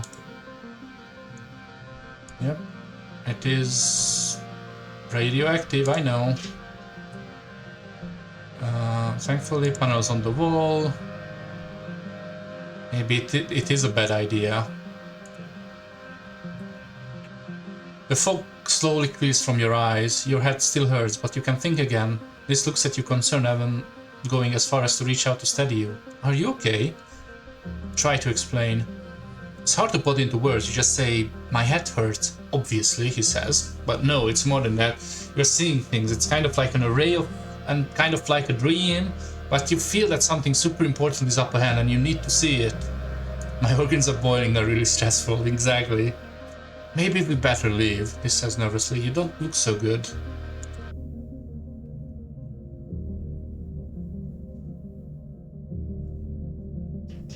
And tough it out. Past the antechamber as is a long hallway sloping down. Things around you are starting to look kind of weird, with two slightly different realities overlapping. Rick's face is starting to phase in and out of existence. You're hit with a strong wave of dizziness and nausea. Things seem to move in slow motion, but also far too fast. You lean over and tough it out. You keep going. At the bottom of the hallway are more crystal panels and the walls many facets broken. Or are they whole? The walls have crumbled and roots creep over everything, but also they don't. Every time you blink, the room seems to flip and swim between the two realities. All the same, you feel absolutely compelled to continue. What is with this place? This is both there and not there, a part of him which exists to concern. We need to leave now. This place is hurting you. There's an iris door at the end of the hall. Are you sure you want to go any further? Just one more room. You pass through the doorway into the large square chamber with sloping ceiling. Your sense of this place, of the vibrations, is telling you that this must be directly under the big pyramid on the surface. The floor and even the air here thrums with vibrating energy. Ugh, even I can feel it now. This mutters behind you, rubbing his head. The room is empty except for the raised platform at the middle, which looks enticingly like a bed. Which is convenient because you're definitely going to faint this time. You collapse onto the platform and are overcome by a spectacular migraine headache. It feels like your head is going to explode. Well, I'm going to endure the plane.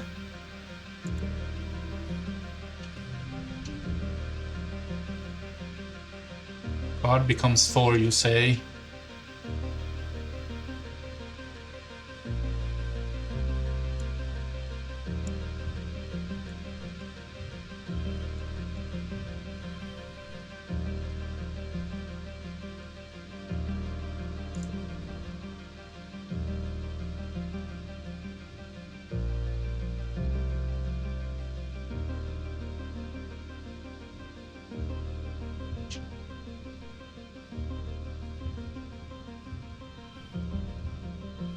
Alright, the neighboring thing. This card is not great.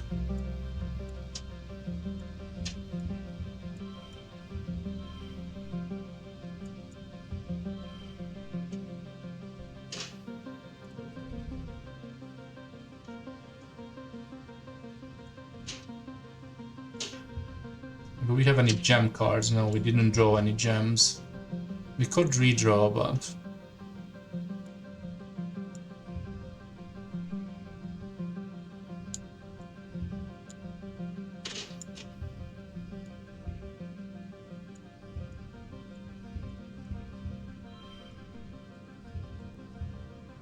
we still win.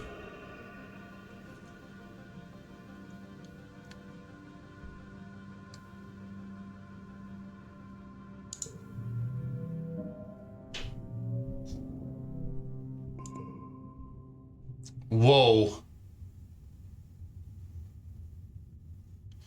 You slip into some kind of waking dream. layers upon layers of visions. This is your lover, or Mars, or Tammy. You're a boy and a girl, or both, and neither. Young and old, a farmer, a hunter, a politician. You are dead, and you are alive, and you've been never born. Time unravels before you, an infinite tapestry of crumbling wherever you look. It's all very weird. You see the web of possibilities and understand what time truly is. It's all happening at once, and none of it will ever happen. It's only sheer chance that any one possibility comes into existence, not any instructing truth of the universe, of fate. It's just a glimpse, probably over in a second, but a glimpse of an eternity you can hardly fathom. Then you see the wormhole, enormous in the starry sky. You look down and see yourself on a plateau, gazing up at it. You recognize the place, a Norwood bluff not far from the colony, alive with the fluorescence of glow season. This you seems expectant, as if waiting for something momentous to arrive, something that will change everything. The vision is crystal clear and you feel in control, in a way you haven't since you have started having these visions. You know you must go there. You wake up feeling refreshed. Your headache is gone. You're still dizzy, but the room has stopped spinning and has returned to one singular reality again. The vibrations has stilled. This face fills you with vision. Rixton! Rixton, are you okay? I'm going to tell this what I saw.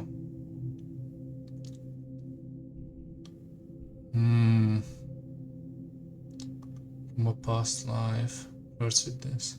Juicy bits. Listen in Ave, and then the dejection as you describe your visions. Why didn't I see it? I was there too, I want to know everything. Alright. You tell this you saw was on your vision of yourself and him being intimate. His face goes red. What? I mean, without the clothes on? He looks away, embarrassed. Sure, I'll tell him about my dreams as well. You tell this about how not only did you see all those visions, but you believe they are real. You lived them, or some of them anyway. They are as real as the life you're living now. He listens to you intently, then nods. I believe you, he says simply. You look at him in shock, but he just reaches out and puts his hand over yours. I know what it's like when people don't. I'm not going to do that to you. You don't know what any of this means yet, but you are one step closer to figuring it out.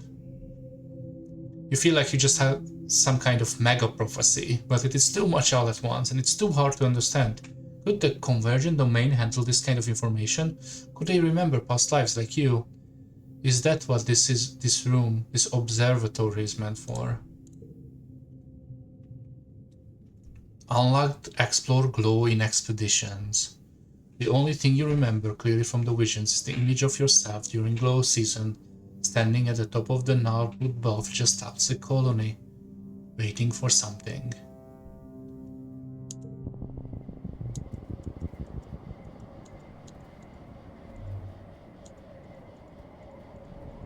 Alright, well, time to finish up the expeditions. Large field of obsidian. Well, obsidian is only a word you have for it, but you've never seen obsidian this bright. It's like rainbows dropped beneath under the glossy black surface, like the entire ground. Here is polished black opal. For a murder on the edges. Or skate through it. Let's skate through it. Sounds fun.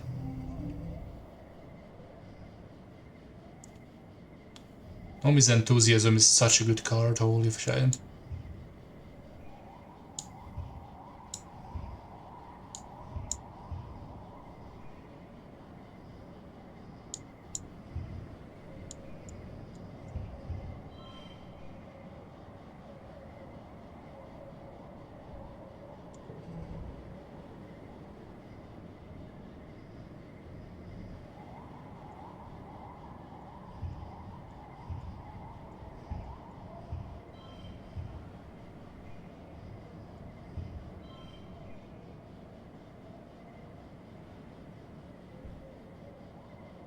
Oh, this doesn't count because it gets +2. God darn it. That's not great, actually. This is better.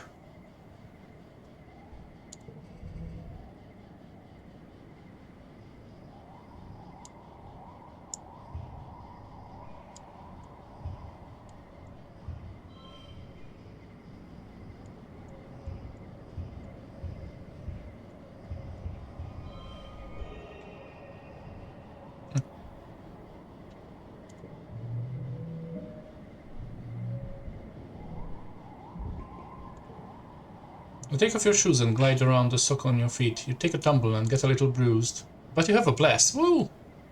Do some science. You find the patch of little different and take some readings. You confirm the matter is not natural. It must have been created by the Convergent Domain because it's the same stuff they made thumpers out of. Silica mixed with some trace of organic elements. By looking at striations in the cliffs nearby, you determine that this entire region used to be covered in thick black sheet of this dark glass rock. In most places there is now a layer of soil over it, but if you dig far enough, you probably find a layer everywhere. Like the whole place has been glassed. You wonder if there are no wonder there are so few plants here. The Convergent Domain must have paved this area to discourage plant life from growing, all except for the crystal, which seems to sprout happily of the obsidian pavement. Cool.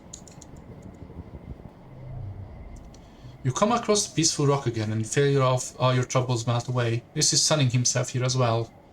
Looking up as you haul yourself onto the flat surface. There's no harm taking a little break too.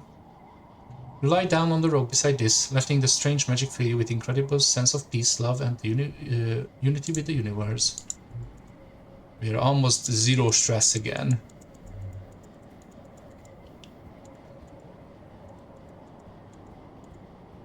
Which is pretty crazy after all we went through.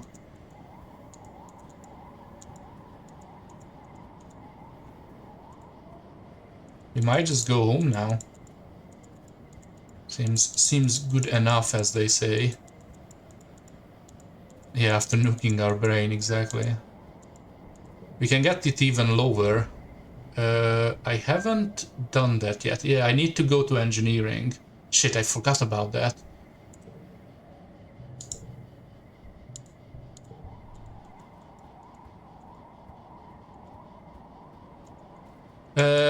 Well, I would love to see that you missed nothing. Also, welcome back. We just did the big event when we have realized that time is, you know, not real, that it's all happening at the same time, or... Yeah, time is a fuck is how we would describe it. We managed to get under the big pyramid in this area, and we had the visions, and we flirted with this. It was all cool. He was very understanding. That's the big one, I think. I also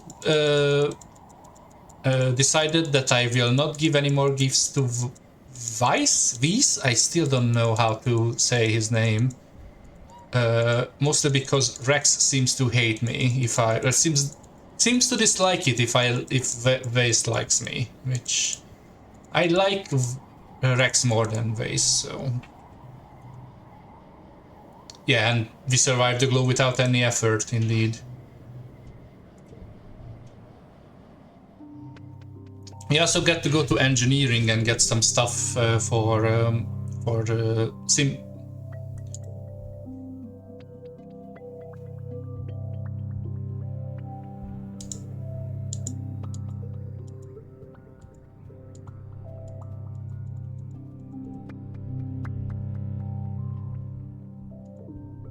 I don't have a lot of items right now, right?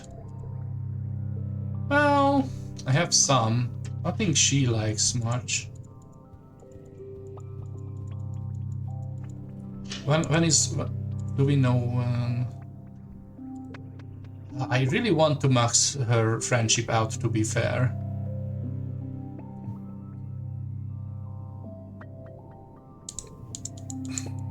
Interesting? Yeah.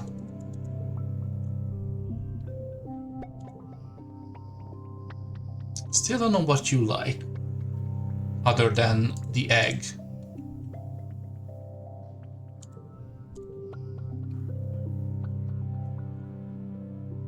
Would you like the strange device?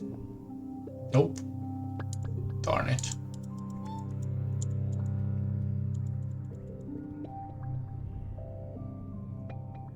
Nomi is sitting off the side all by themselves, despite that there are a few other small groups of teenagers from Helio here. When you sit next to them, they look up from their holopalm and start with a startled expression. Oh, hi, Erickson! Oh, hi, let me place this for you better. Okay, thanks, yeah, exactly. You like these, so I can give you one of these.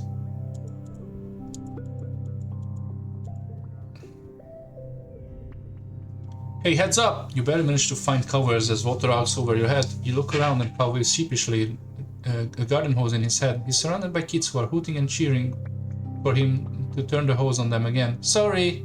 I guess it got away from me. Did you unlock anything? Yes, we have unlocked that we can now go exploring in Glow. And we are going to do that at next Glow.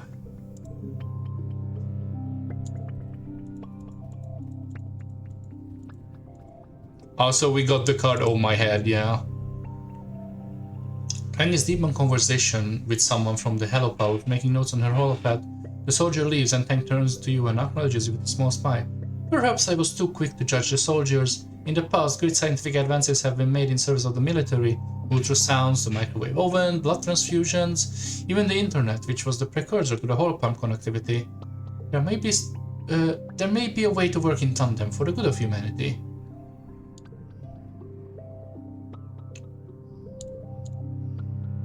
So you didn't like the devices, which surprises me. Do you like a flower? You do. I suppose this might be scientific interest. Yes, I have to take a look at it under a microscope. I hope you found it useful. She turns, walks away, and remembers herself. Thank you. Good to know that you like that.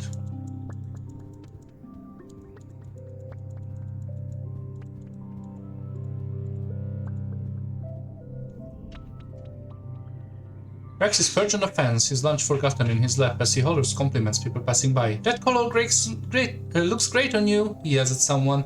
Have you been working out? He asks another. He catches you watching and shouts you a goofy grin. Back on Earth, they used to call this catcalling. My ways pay better, I think. I got you a present. Here, have a wood. I know you like woods. Woo! Rex howls with happiness as he takes the mushroom from you. You remember my birthday and you bought me the perfect stick for my collection. Cool. Ooh, I have an extra thing with him now. You find Rex playing cards by himself in the lounge. With an actual physical deck of cards, he looks up at you as you approach and visibly brightens when he sees you, sitting up straight with his dog-like ears on alert. Well, hey, Rixton, he exclaims. How is it hanging? Do you want to play a game with me? Sure. It's called Bottoms Up. Does it now? We both play a card from our hand we think is lower than the one other player is playing, and the person with the lowest card wins. If you win, you get a number of points that are on the card, plus you get to take the loser's card and add it to your hand. So you want to play low card to win, but if you play high cards at the right time, you get a lot of points. It's a game of compromise. I used to play it all the back on Helio, but now everyone's here, you know, realizing there's a big dreams of being heroes and saving humanity. Rex says, rolling his eyes with good-natured grin. Soldiers love to gamble. You know, that thing you use here, kudos? We can bet some kudos on it, maybe. We can bet something more interesting? What do you mean? What do you mean by more interesting? Well, have you ever kissed anyone before?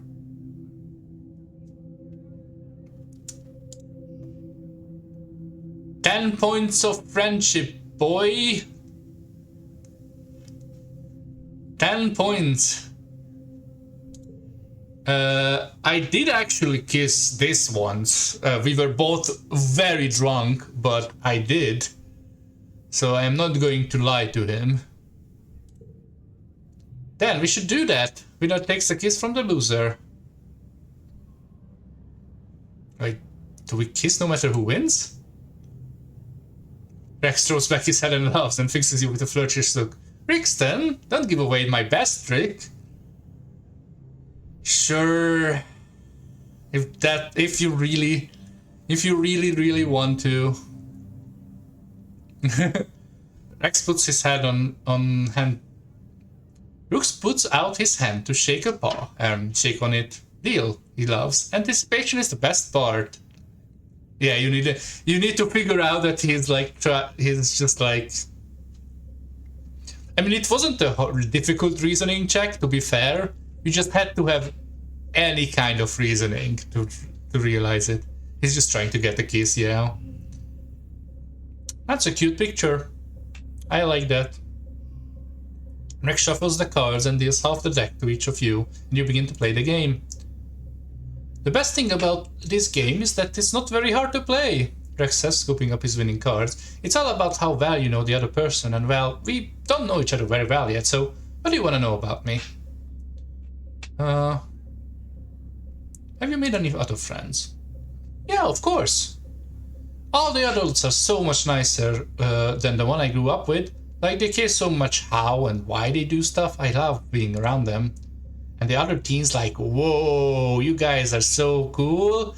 Anemone and Tang are so passionate. Carl's a solid sweetheart. And Mars is like galactic level hottie. Wow. He trails off lost in thought. Oh, and that this guy seems interesting too. I mean, yeah, I can see why this is not interested in Rex. I can understand this. What do you like to do for fun? Talk to people mostly, Rex says and puts down a low card to win the hand. I like to see what everyone's doing and help them with the stuff I can. I just really like being around people. I like doing whatever they are doing. Oh, and cuddling, of course. I love cuddling and running and chasing stuff. He rubs the softer inner part of his ears and smiles sheepishly. What are your plans for the future? Oh wow, big question. I don't know. I know if I stayed on the Halo Powers, I would probably have ended up becoming a soldier like everyone else, but planet side? He smiles to himself and puts down a high card. I could do anything. I've always liked making things with my hands, and I like to make people happy. Maybe I can do something with that. Alright, let's play a game. Ooh, I don't have enough empathy to read him. You play out the rest of the cards, staying fairly even until Rex is left with only one card and you have two. You're trailing, but not by much. If you play your low card for an easy win, you'll gain any points to make it a draw. If you gamble on the slightly higher card in your hand, you might lose entirely, but you could win. We are not playing for draw. Not playing for draw. Because if it's draw, we don't get a kiss. You put down your higher card of the two cards and Rex shouts, "Are you for real? That's a really risky play. You're lucky. I only had a high card left." In terms of his card, it's even higher than yours. You win the game by a comfortable margin. Rex tidies up the cards, biting his lips with one little fang as he does a coy look. So, wanna catch that bad winner? Yes, please. Rex giggles and leans in, cupping your cheek and placing a soft, thoughtful kiss on your lips. It doesn't last long, but you can tell he's a great kisser. He smiles warmly as he pulls away. Thanks for playing with me, Rixton, he murmurs. Maybe we can do it again sometime. Alright. Yeah, boy, coming in hot. But I'll allow it. Hey, Mars. Mars is wearing Nomi's VR headset and smiling. When you tap her on the shoulder, she jumps and rips it off, scowling. Oh, it's you.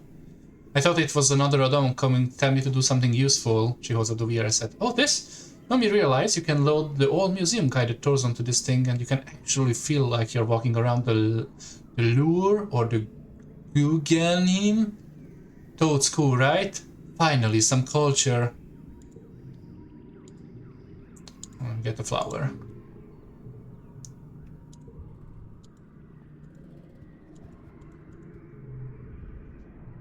Look at them, he says, gesturing a set of soldiers as they jog around the perimeter of the colony.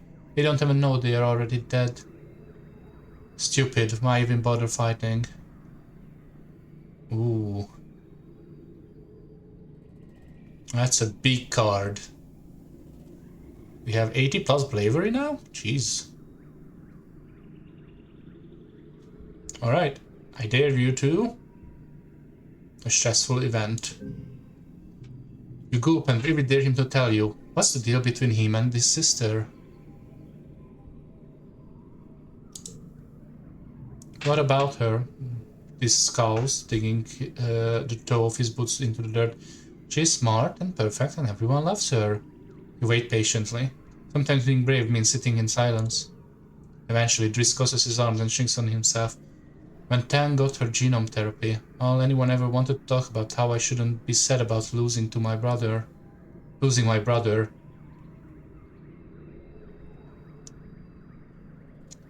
I see. Like, they had to tell me that, this says huffing indigently. I'm her twin? I know she was a girl, like 5 minutes after she did. She's always been my sister. She's always known who she is, but like, that was the problem, this says. He picks at a loose thread of his sleeve. She's so mature, you know, and I'm not. So she treats me more like a dumb little pet than her brother, telling me what to do and acting like she's so much smarter than me. He rubs his face. I mean, she is smarter than me. She is smarter than everyone, even the adults. But that doesn't mean she knows what's best for everyone. This lapses into silence. You wait a little longer to see if he wants to share any more, but he seems to intend just staring off into the wilderness again. Duh. You head out of the colony hoping to find this, and you do, as well as Rat and Utopia, who have teamed up to talk to this about something that has him scowling deeply. It was different before the attacks, you hear Utopia say. But you're older now, and we're on an expedition. You can get into a lot more danger when you were just a little kid going on walkabout. When you're out there on my team, I'm counting on you to do as you're told, and be where you said you'd be. Just beseechingly. What am I going to do if something happens to you out there, kid? What if you disappear one day, and you're hurt and no one knows where to find you? What if? I'll be fine. Just cuts her off. I can take care of myself, and if I can, that's on me. That's not how it works here, Red says, his voice stern. You are not just putting yourself in danger out there, you are putting the whole colony in danger. I know you're a bit of a loner, son, but you have a family here, all of us. We are all your family. We're going to send people out to find you, and what if they get the same trouble you did? We are counting on you to follow directions out there, to keep everyone safe, not just yourself. What if I don't want to be found? What if I want to be left the hell alone? Rat and Utopia are stunned at this outburst. Rat opens his mouth to respond, but this talks over him. If I don't come back, just leave me out there. If this planet wants me dead, maybe I deserve it, huh? Don't you ever think about that? Maybe I deserve to die out there. Maybe we all do. With that, this sums away. Rat and Utopia look stunned. You follow this around the outer walls of the colony, to where he's angrily pulling things out of the drainpipe hiding hole he's long since outgrown. Stupid humans, he grumbles, stuffing that looks like a bedroll into a carrying bag. They never think anything except, oh. Continues turning off when he sees you. What do you want? Are you okay? I'm great. Just awesome, actually. Yeah, thanks for asking. You watch him pull things out of the hideaway and throw them into 2 piles. Screw this colony. I didn't ask to be a part of it. I don't need it. I don't need anyone. I'd be better off living in the woods like an animal. At least that's real.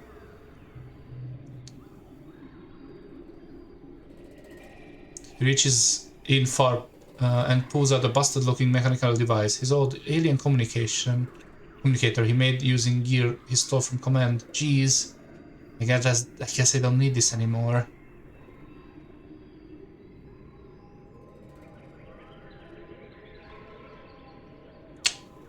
I'm going to ask what does he mean.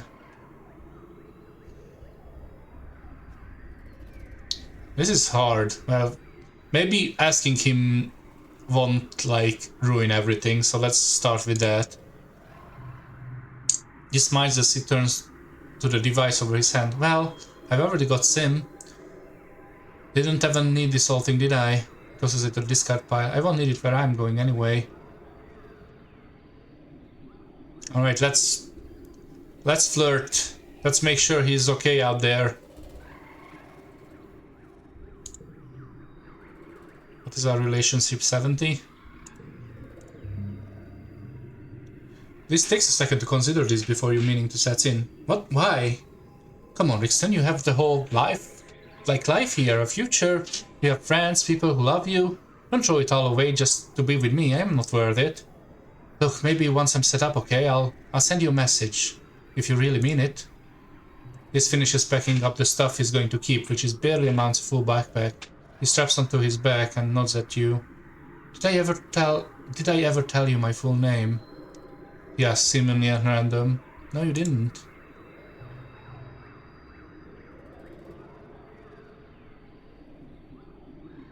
Shit. We are like 10 points off.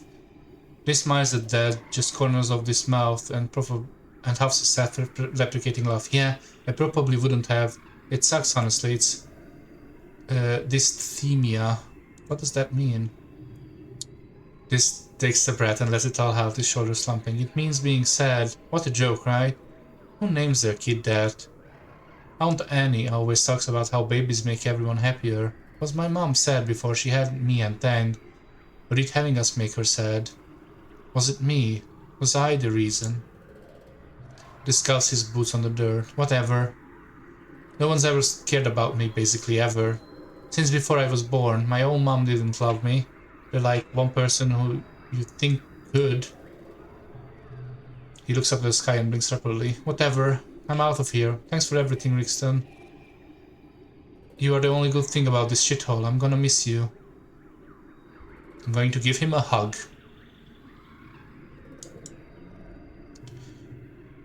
You throw your arms around this, who grunts and pats your back awkwardly. He doesn't relax until you find your hand and let him go. Watch him disappear between the fungal trees. Within minutes, he's out of sight. You're getting ready for bed later than that day and receive... yeah, I name you Emo, basically, yeah. You're getting ready for bed later that day when you receive colony-wide announcement throughout your holopen. It reads as follows. Reminder that there will be no authorized trips outside the walls without prior authorization from Expedition's command. Anyone caught violation of this rule will be punished. This includes going for a walk. It is dangerous outside the walls and only to be done by trained and armed personnel. Thank you. We still have the boy, yeah. How about that? You send this a message. This message you back immediately with just a picture of a knife. You are guessing he didn't get very far. Shit. Well, he didn't go away. Could not go away. This is kneeling on the edge of the expedition staging area, checking through his backpack. I can't wait to get out there again. I hate being cooped up in the colony with everyone's drama, and everything always smells like shit. Yeah, I'm not gonna miss that when I'm gone. When is your late wet? That's not anytime soon. Here, I have this strange device.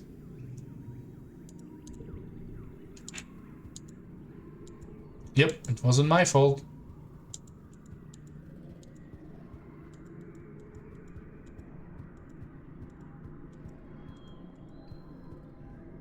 Alrighty.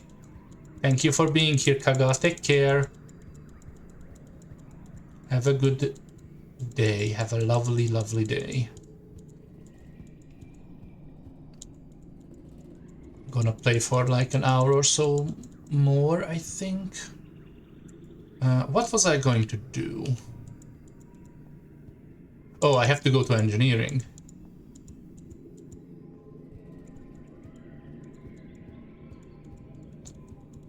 I have to download the data.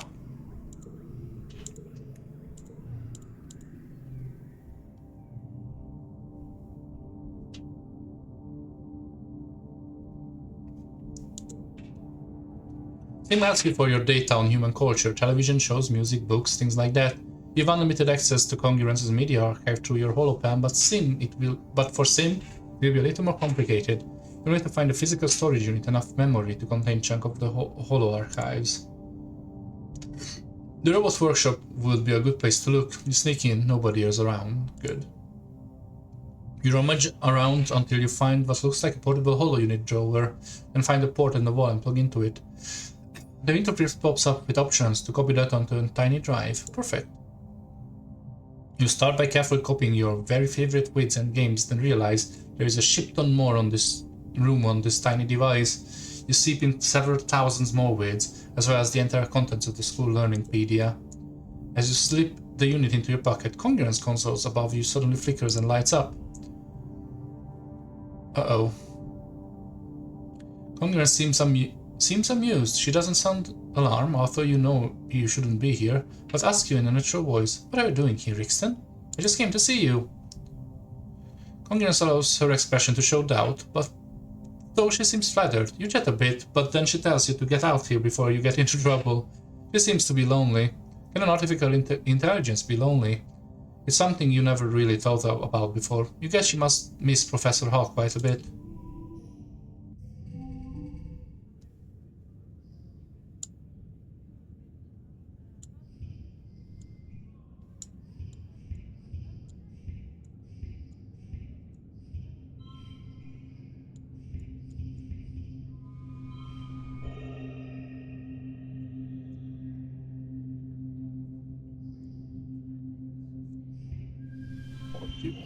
Yeah, that's better.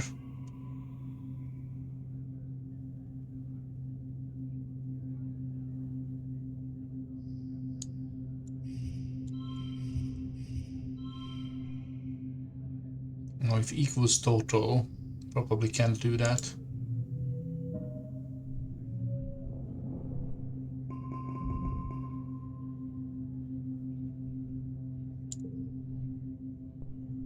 You're woken by the buzzing of your hall bell. It's a colony-wide alert. You rub your eyes and ponder the thickness of air seeping to your bedroom through the open veranda door. It's an ominous but beautiful sight. The seasonal pale pink haze has turned into deep fuchsia, with scintillating silver sparkles floating through it. The shimmer. Thankfully, you've all been inoculated against the shimmer, because this looks like a bad year for the airborne spores. To be safe, you stay inside and seal your door and window tightly. You spend the time playing holo games with your dad. After a couple of days, the pollen fog passes without an incident. I bet that gets much worse if you don't find the cure.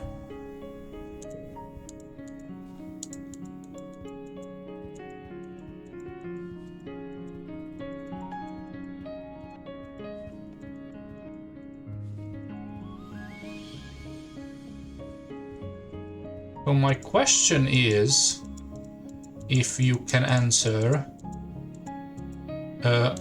if I go to, for example, to the valley, is Sim gonna be there? Or do I have to go to the ridge to find Sim?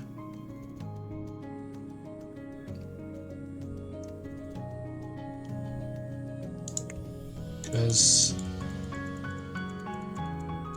he's in all locations. Okay, that's good. Because I ever only seen him in the ridge, I think. But alright, let's go to the valley then. I might just skip a bunch of these. A bunch of these events, because I think we've seen them all by now. And by skip, I mean like skip through. Yep.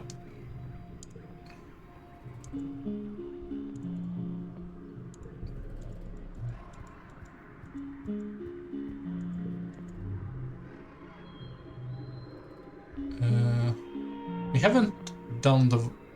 Maybe he's absent in the swamp, but you can't hunt there yet anyway. Yeah, let's walk under it. We haven't done that yet. Absolutely nothing happens except your major case of the goosebumps. We lose a bravery? Jesus.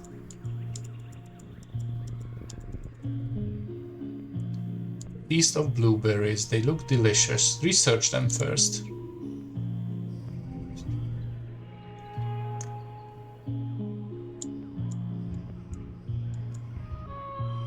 Oh.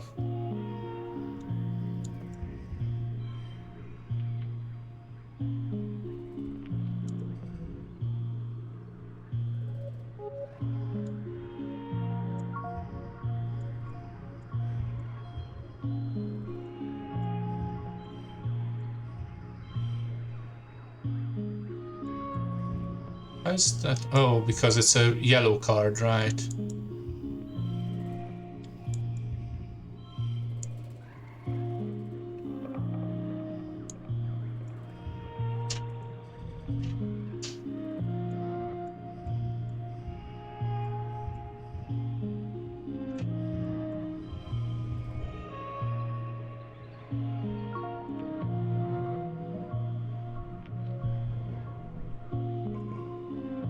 Research: the conflicts on red berries are highly toxic. You shouldn't even be here. I will harvest them anyway. Nope. They're poisonous. You could have killed someone. Whoops.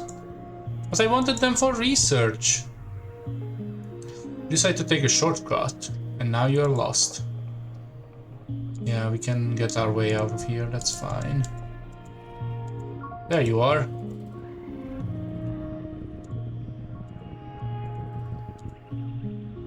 For once you seem seen before he sees you. He's crouched just off the path, staring at the flower, his face blank. He doesn't react as you approach, so you watch him for a while. He's so perfectly motionless. You think he was a plant too.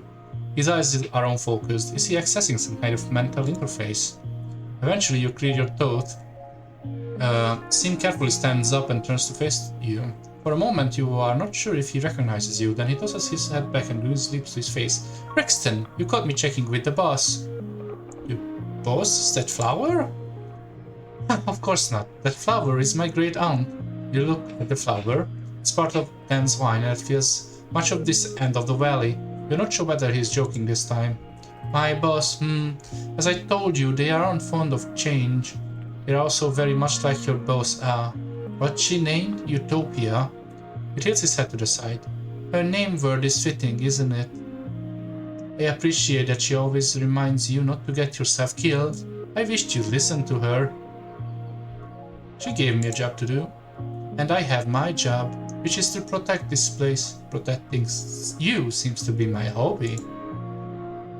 If the boss finds out I'm talking to you, I'd be in trouble, so shh. Why keep talking to me?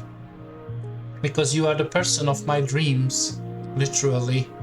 I can't seem to stay away from you, and because you humans are different. I am so bored of everyone else on this planet, the other gardeners, my boss. They have everything on their tumna just the way they like it, and don't want the teeniest thing to change. It's boring. See that tree? She points at a large tree with many logs limbs dripping from it and embedded into the ground. That tree was a small creature for part of its life cycle. You call it the Ricky. Once it plants its roots, that's where it stays for the rest of its lives. Thank you, Boba. Big stretch first. Then life-giving water, nectar of the gods.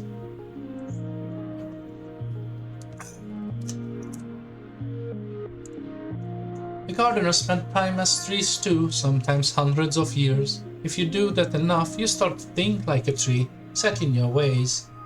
He spreads his hands, an earnest expression on his face. When I watch you, when I talk to you and learn about your species, I feel inspired, I feel young again. You can shapeshift? Don't you think my human looking is a bit of a coincidence? He replies and motions to his body with a sensual flick of the wrist. It is rather a handsome body though, don't you think? I happen to think I did quite way. Well, I'll say. You have so many questions for this man, or gardener, or whatever he is, but as soon as you open your mouth to ask another, Sim cocks his head and listening and holds up a hand. I'm sorry, he says, looking for all the world like he's listening to a dank flower, but I must away. And with that he's gone, or to protect the wild, or rescue a damsels, or whatever. Maybe he's just avoiding your question. Well, did you bring what I asked? I did. I knew it. I dreamed about it last night in my wet. In your what? Never mind. Let me have the data one. Yes, but answer the question first. Sim sighs and crosses his arms, but from his smiles you can tell he's amused by your little game. Okay, I'll answer exactly one question. What is it?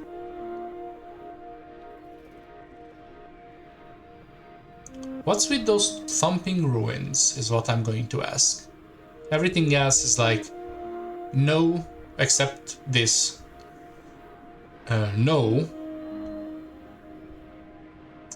Learned it. As your surveyors suspect, they were made by those who you call Corvinger Domain. They built cities and created the gardeners, then ruined everything and left, about 20,000 years ago, give or take. But what do? They help us serve our purpose, and that's already one question too many. He makes reaching noises towards the data drive. I hand over the data drive, and Sim takes it reverently, staring as if it could see what's inside. Marvelous! Like a genetic payload, except with digital data instead of organic. What will I learn from this trove, I wonder? He's still puzzling over the implication of the phrase genetic payload as he continues. The other gardeners are so tedious and obsessed with their work. They're more concerned with maintaining equilibrium than experiencing new things. They don't understand that novelty is what makes life interesting. He slaps his data drive into his sleep. Thank you, Rixton. I will treasure this. Alright, you find Sim deep contemplation with a piece of a piece of fruit. What would you say the purpose? Oh yeah. Could you help me calm down? And also, I brought you a thing. How about this berry? You also like the berry. You just like everything. There we go. I knew it.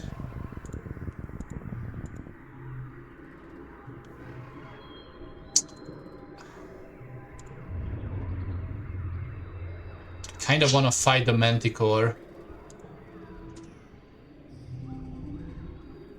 I think I can take him.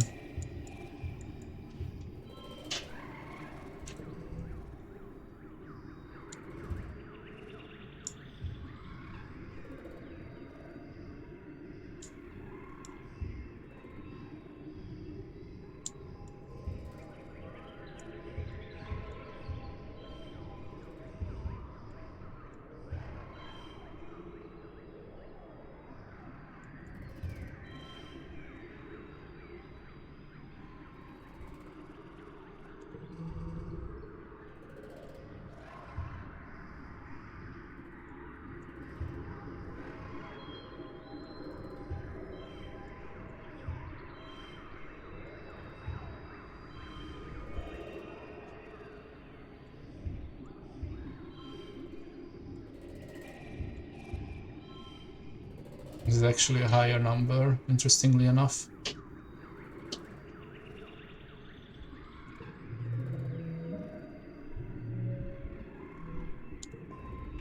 You're occupied with only your utility plus cutter, but the Manticore is hesitant to really attack you for fear of harming its egg.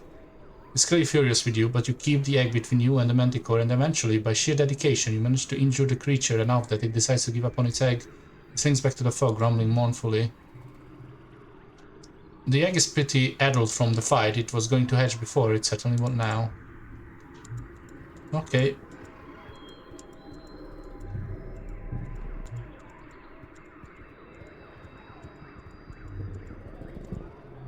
Another one of these. Oh, we can sing to it now. That's a new one.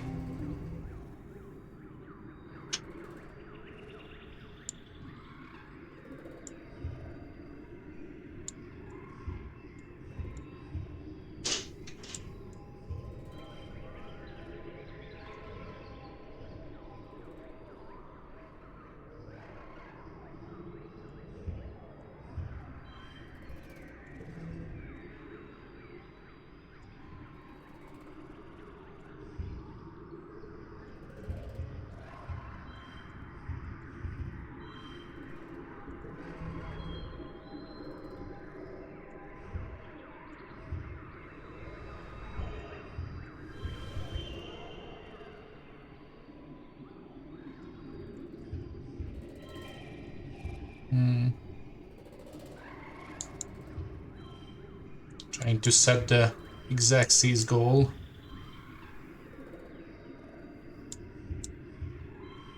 Oh, I don't think I can. That's okay.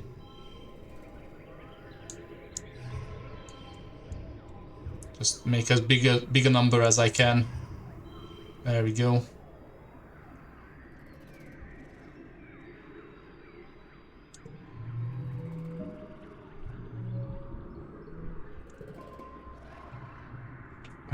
It's strange approach, but you can see it in the working of it. Sometimes music can suit savage beast. You sing a lullaby and the great beast looks at you with curiosity. Eventually, its eye drifts close and settles down, trucking its many legs underneath. You must have been very tired to begin with, like a toddler who skipped their nap. I'm not going to kill it. Leave the creature and move on.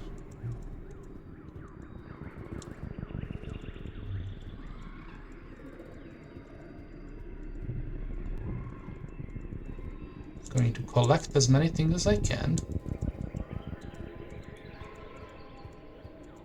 Collecting all the items. Oh, hey, buddy. That's a new one.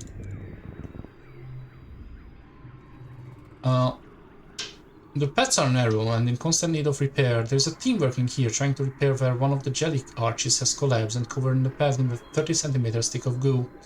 Utopia waves you over. Hey Rixton, can you give us a hand? We can't get the vehicles through here and this is cleared. It's going to take all day. Yeah, I have a better plan using biology. Card becomes true. That's harsh.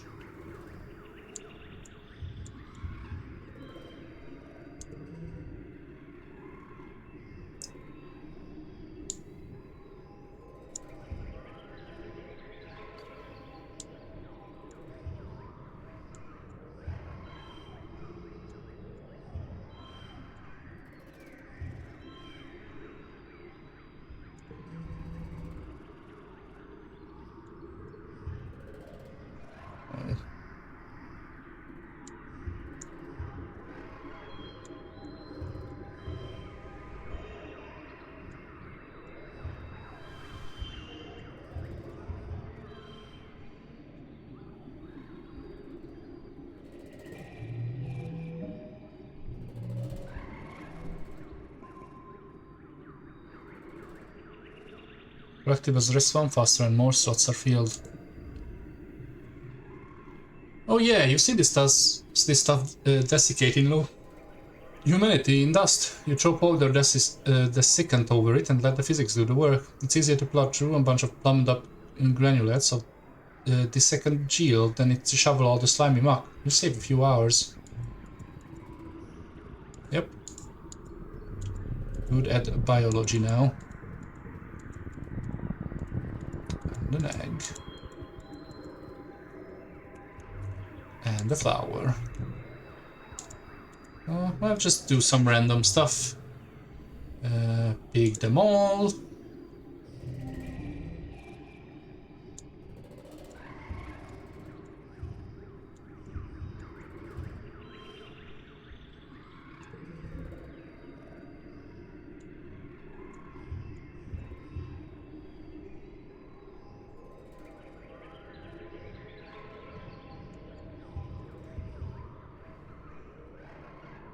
That's funny.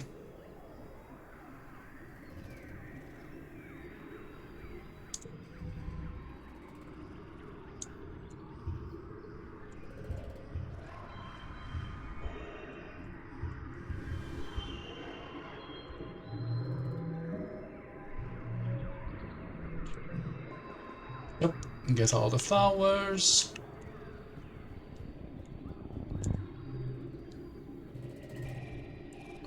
I don't find another way, meaning I skip this. Out of loud cows. Try to capture one.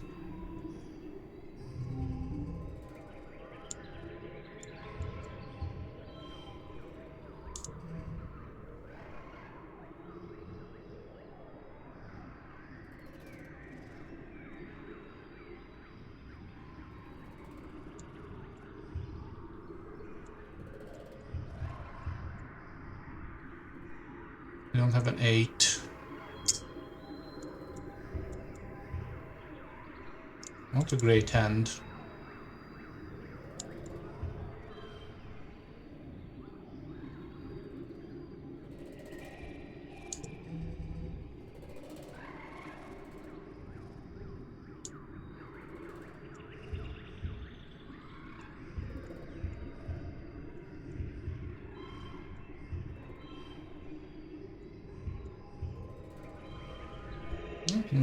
got there.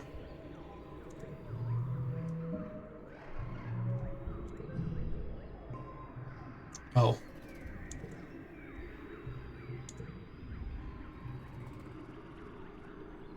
So looking at the weather, he's hoping can nurse the back. I'll take them back myself. Alright, I think we got that before. We had that card too. That's why I wasn't really reading it.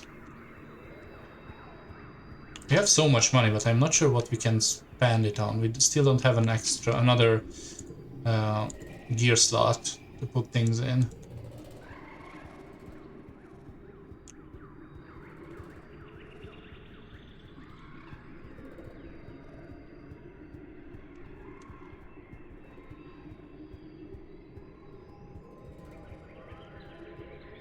There's a couple more quests around here we can maybe get some stuff from.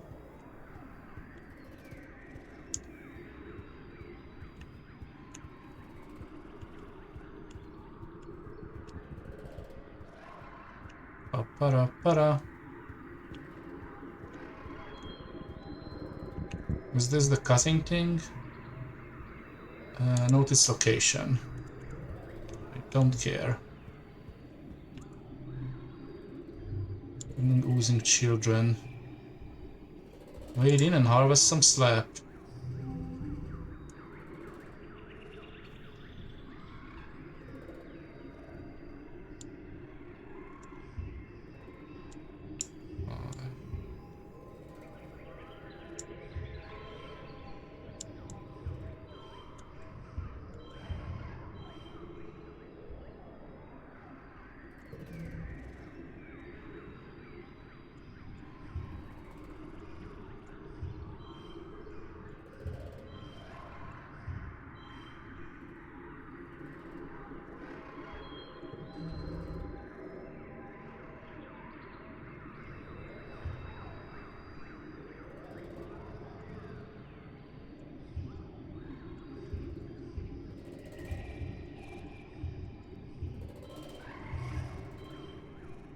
Plus this 10 stress is a lot, but we are at 98 stress anyway, so it doesn't really matter.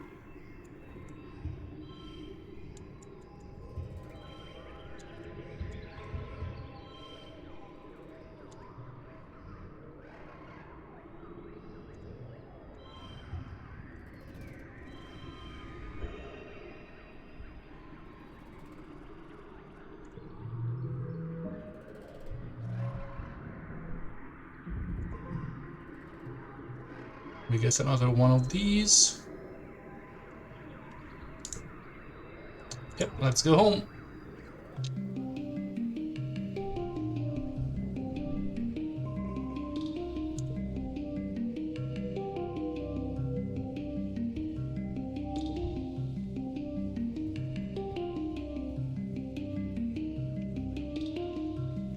Don't think there is anyone who wanna talk to us right now. So we're gonna de-stress with our pets.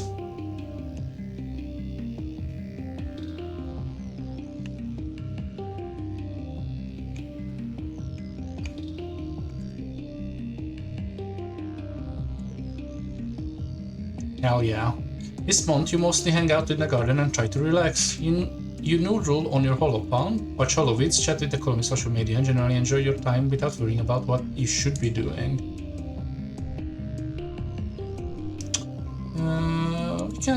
We can forget that, yeah.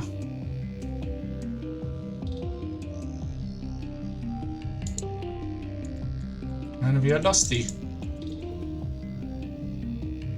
Oh, you're getting big. There's a mushroom. Oops.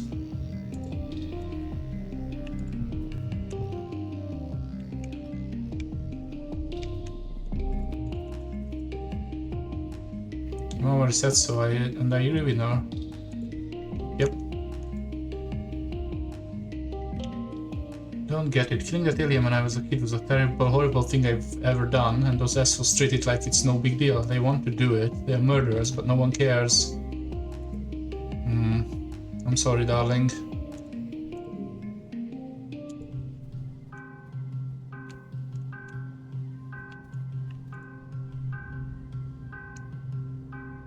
Ooh. 0 value is wild blue card. For engineering 4. Yeah, let's help him build something. Actually, I'm working something right now. Rex says producing a holo projector. It looks familiar. Wait, it's the holo projector you used to watch vids in the Krish. It's been broken ever since the Krish was destroyed. I was hoping you could help me fix this up. I want to have an outdoor movie night. You helped Rex bring the horror projector back to life, then helped him to make an outdoor theater for it, complete with overhead lights and comfortable places to pile up bedding. And he provides the snacks. Rex looks at it with pride. We just had to figure out what to play for our opening night. That color looks great on you, yeah. Here you go, have another wood.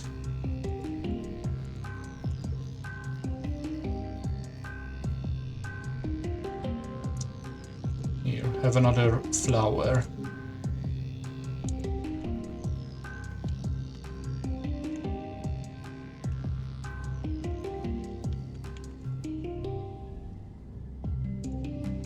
Have another crystal.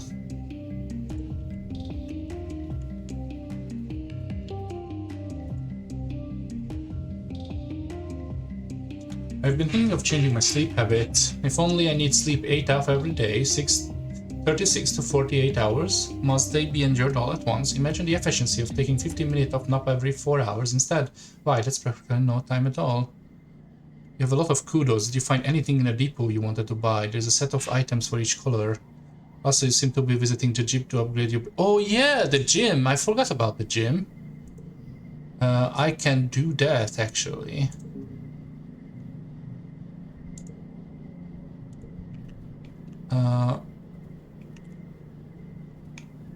Because yes, there are some items in the depot I want to use. The problem is that I like my pets. These are both pretty good.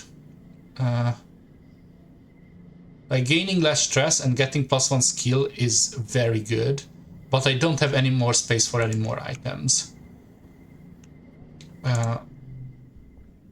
Visit the gym. There we go. I would like to upgrade my extra fingers, please. Sure, first words, upgrade that too. Negotiating, sure, upgrade that too. That's all my money. Yep, the pets are very good, I agree. So I ended up with commanding, I think is what it turned into, which is a pretty good card actually. It's nothing special, but like it's like these cards. And my fingers.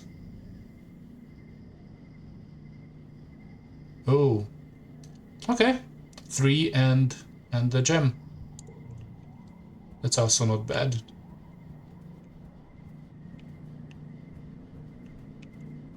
I don't know what else should I do next. I mean, I can still do engineering. I should level up skills that I am getting bad at, honestly. I'm living on a fence, outdoor training yard, watching the soldiers train, especially watching ways. What's up? Here you have an egg. Cool, thanks. I guess it is my birthday this week. I kind of forgot.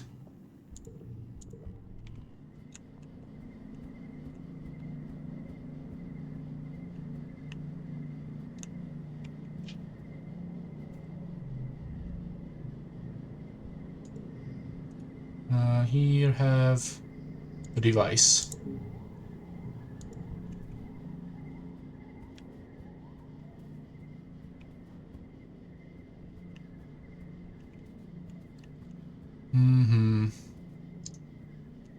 We can level up our empathy a little bit and our persuasion.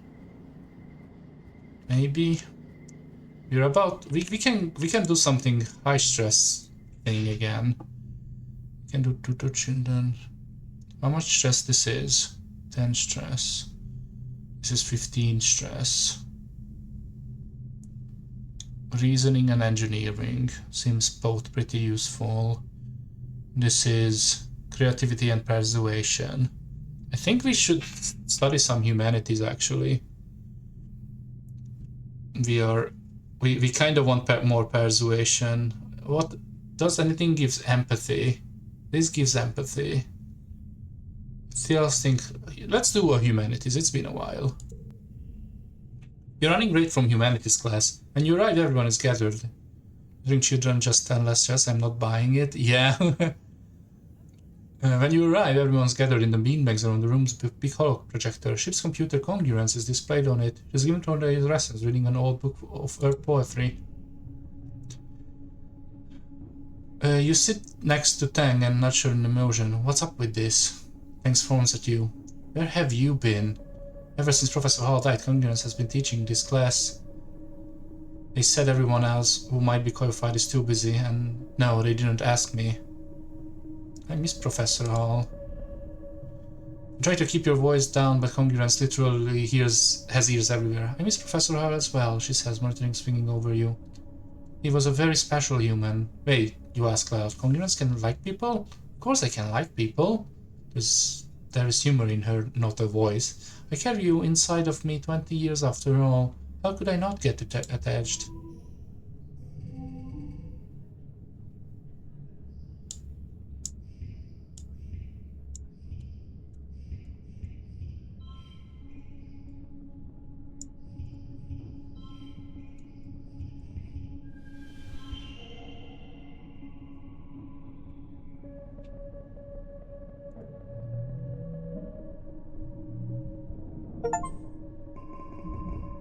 Ooh, get 5 relationships to 5 heart. Achievement unlocked. I guess we weren't at 5 at tangent? No, we just got up to 50, yeah.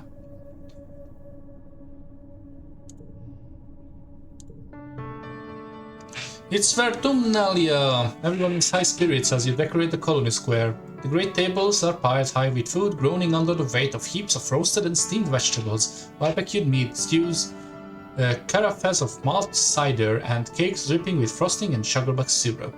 You gather the colony square for the usual speeches. Bloom takes the stage for a fanfare and applause. Hello, people of Vertumna! Happy Vertumnalia! He takes a big theatrical breath. Do you smell that? That's the smell of victory. We humans have secured our hold on the planet, and now it's time to celebrate. Eat, drink, and be merry. After the council members give their annual report, everyone starts clearing square up for the Vertumnian games. You feel the pulse of new holomeshes in your plan and open up and read. Happy Vertumnia, there's a present for you on the table. Your secret admirer. Uh-oh. You rush over the feast table, but present among the roasted vegetables. Whoa, you have a secret admirer? Huh. You unwrap present, it's a data band. You snap it on your wrist and boot it up on your holopalm. It's full of all your favorite songs, videos, shows and games. A collection curated by someone who must really know you. Now you always have your media with you even if the net goes down, including all your favorite episodes of The Rise and Fall of Sanctuary Moon. Nice. You search of the holopalm for any hints as who could have made it, but you can't find anything. You have to ask around, but later, the games are about to begin. I mean, Xeno wrangling is the only thing we are good at.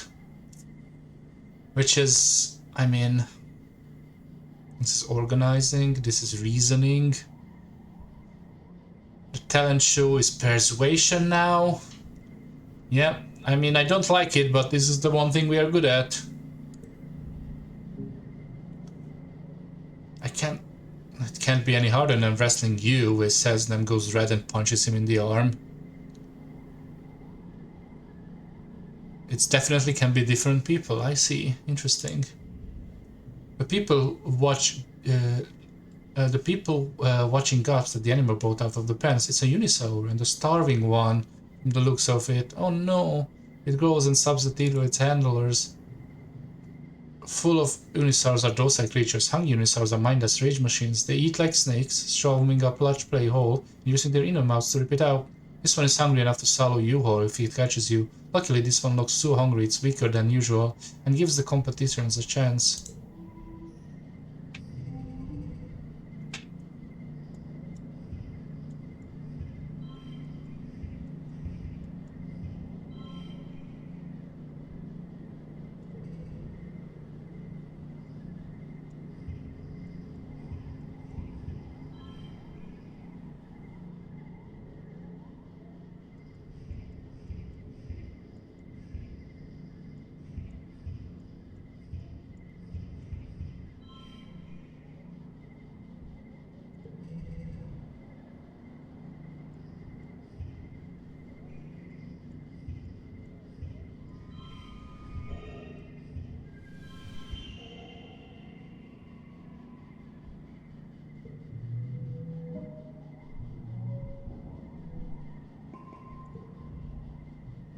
Ushering the Unisaur is relatively easy, but you end up running around forever trying not to get skewered by its horn. You have to yank hard to rope to wear it down before you can even try to ride it. There's a few moments where you realize your life is in actual danger. The Unisaur is no joke. You end up wounding the Unisaur with your clumsy attempt to wrestle it, but you didn't want it to die. What were you supposed to do? After the festivities, everyone descends on the feast. You heap your plate with more food than you could eat, 3 sittings. Without the food is gone and the sunset is broken, the heat of the day, people break out their instruments. Everyone dances well into the night.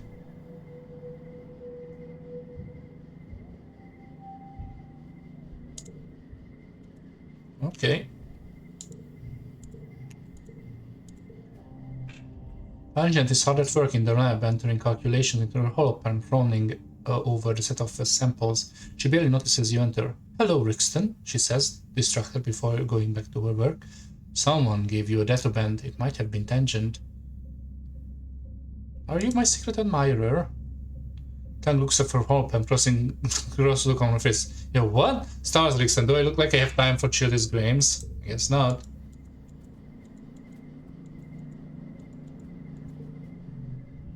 Nomi is using a word space helmet, flailing their arms around and play a holo game when only they can see. Unable to sense your approach, they crash right into you. "Whap! Oh!" they say, lifting their helmet off their head. "Sorry, Rixton, I didn't see you there. Someone gave you the document. Are you my secret admirer?" "You got a secret admirer? That's so romantic. I wonder who it is." Either Nomi is a better liar than you give them credit for, or you're not on the wrong track. I'm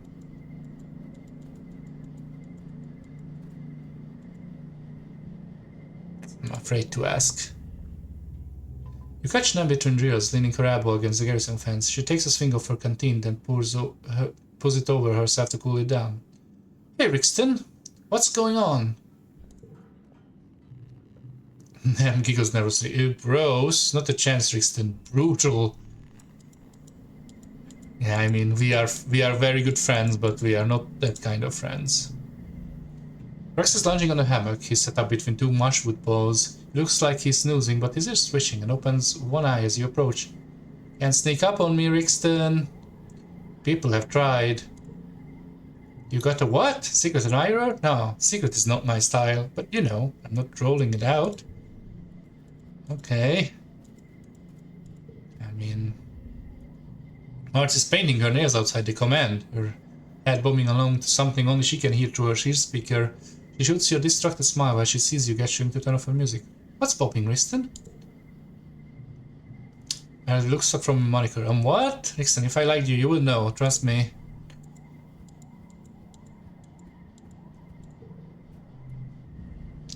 You find Cow catching a break in the shade of one of the gardening sheds, wide-brimmed hat pulled down low over his eyes. Hearing you approach, he lifts a brim and shoots you a smile. "Hey, Rixton, taking a break too?" Cassius is red. "You're what? Guess not."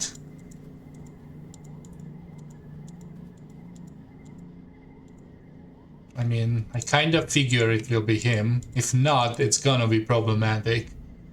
You find he's loading some equipment into the expedition vehicles. He nods at you as you approach before going back to his work. "So what if I was? Don't make a big deal about it. But I like you too." This stops and turns towards you slowly like he can't believe your words. "But why?"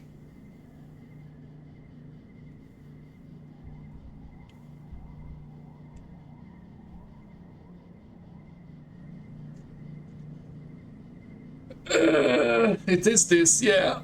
I was hoping it will be this. I was like, it's either Call or this. Maybe Nem. I was like, maybe Nem, but I don't think so. But this makes sense to me. I flirted with him quite a bit. I'm going to go in for a smooch. Nope, he did not like that. Too close. Let me load that up. That's what I was afraid of. I don't load up a lot, but I like you too. I just do. Okay, cool, I guess. Yeah, that's more That's more like what I would expect from him.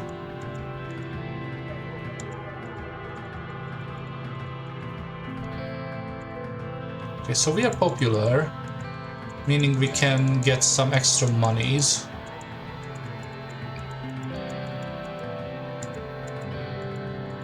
So maybe now this is the time to go in for tutoring, because we got relevant skills from tutoring, we got money from it, and it's not a lot of stress either.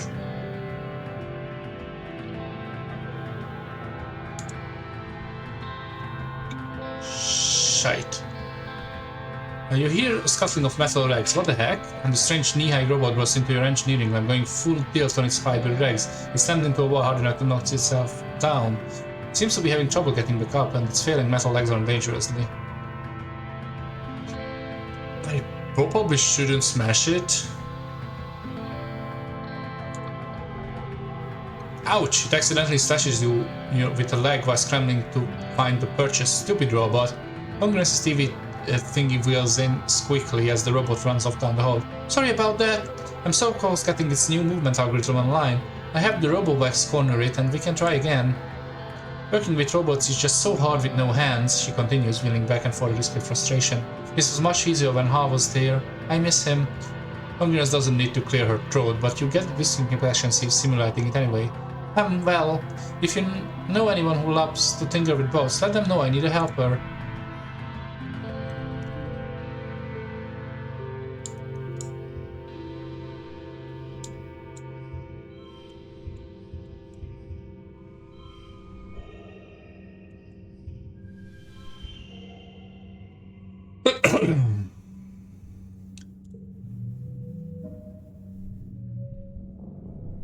+7 to reasoning.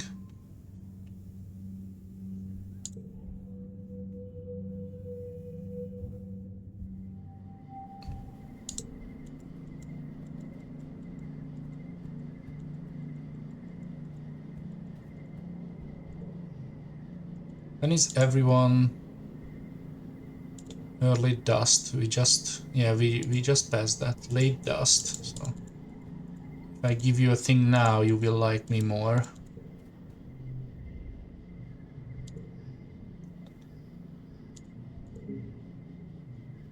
Thanks for the birthday gift. I know you know I love to eat.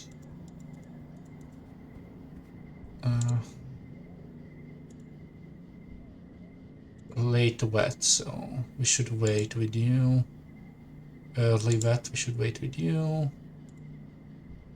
Early pollen, that's passed already. We don't know about you yet.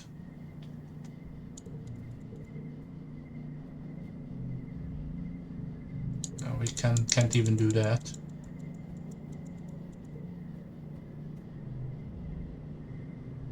Oh. Unchangeable force, late cool, needs activity 4 or greater. Rex and Nomi are curled up together, his head on their lap as they watch something on Nomi's holoplan. Nomi pauses to show Rex and Rex grumbles sleepily. Must have drifted off. Hi, Nomi says, screeching behind Rex's ears. Do you wanna watch Toolbugger Hyperjet transform with us? We're almost ready to start the OVAs. Wanna make something? We have creativity 40 or greater now. Somehow. Nomi flaps their hand in front of their face. I do, but it's so hot on this planet, don't you think? You shrug. Sure, it's different than living on a climate-controlled spaceship, but you're kind of used to it by now. Nomi stops their fingers. Wait, we should make something to stay cool. You and Nomi brainstorm all sorts of weird and wonderful ways to stay cool. Umbrella hats, sunglasses, funny shapes, giant butts of cooling goop, but it all seems too complicated. Eventually, you just end up doodling on some of Nomi's paper and folding it to make paper fans. Sometimes the best solutions are the most simple. They smile, fanning themselves with their new Turbo Girl Hyperjet Transform fan. Oh yeah, I wanted to give you a gift. No, can do. Oh, well, you're still popular, so... Robotics Lab Engineering 50 or greater is... We are actually very close to that. But let's tutor children for now. Reasoning and empathy. Nougat is 10. And you don't think she stood still since she was born. She's having trouble in the classroom setting, but that's why you are here. Some kids just need more help than others to stay focused. She's working on using her finger to spell out words to match images on her hollow palm. Her chubby little kid hands are unsteady, and her letters are pretty misshapen. That's pretty normal for most kids you tutor, but Nougat just doesn't seem to be getting any better, no matter how many times you drill letters. It feels like you have to tell her the same thing over and over because she says okay, but just keeps making the same mistake. I never seen an elephant, says Nougat says, jabbing a finger at the hologram. Or a lion. Did you see a lion, Rixton? You've never seen any Earth animals except for holoids. Like Nougat, you were born in a spaceship already hurtling away from Earth. You've never even seen a dog, despite learning all about them in class when you were a kid.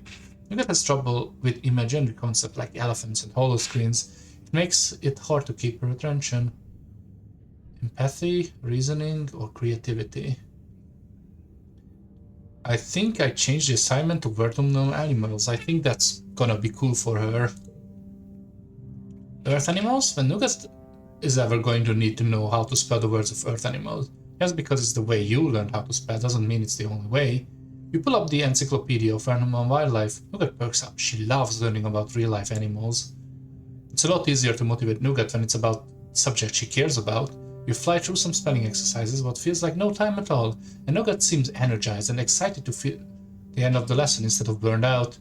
Sure, she should probably learn how to spell elephant eventually, but it's better to capture the attention now, and thus that the hard skills will come later.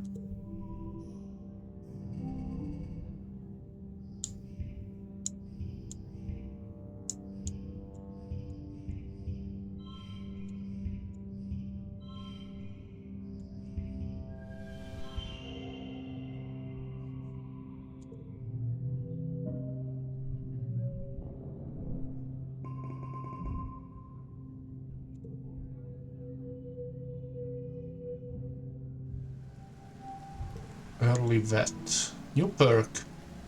+1 to mental cards. Okay. That's very good, but also not great for our deck. And we have more mental cards now. It's like 1/5 of our deck. We have a lot of we have 5 Joker cards as well, which I guess counts.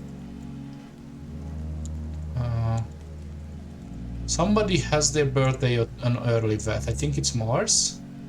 Yeah.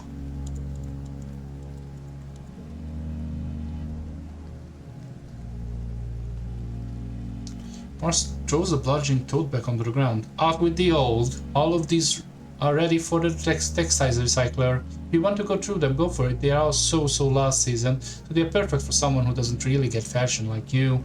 I can't wait to get new clothes. It feels like I've been wearing the same things for years.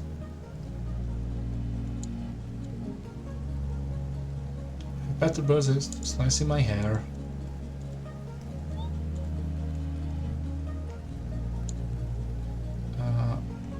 You have early pollen, so here have another wood.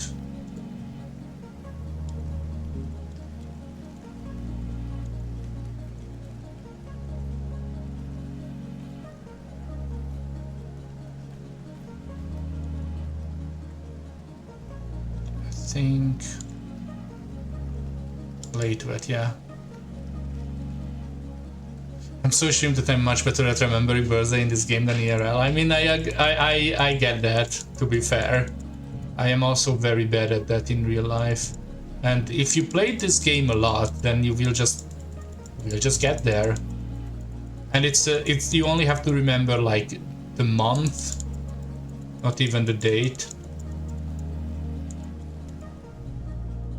What's up, Brixton?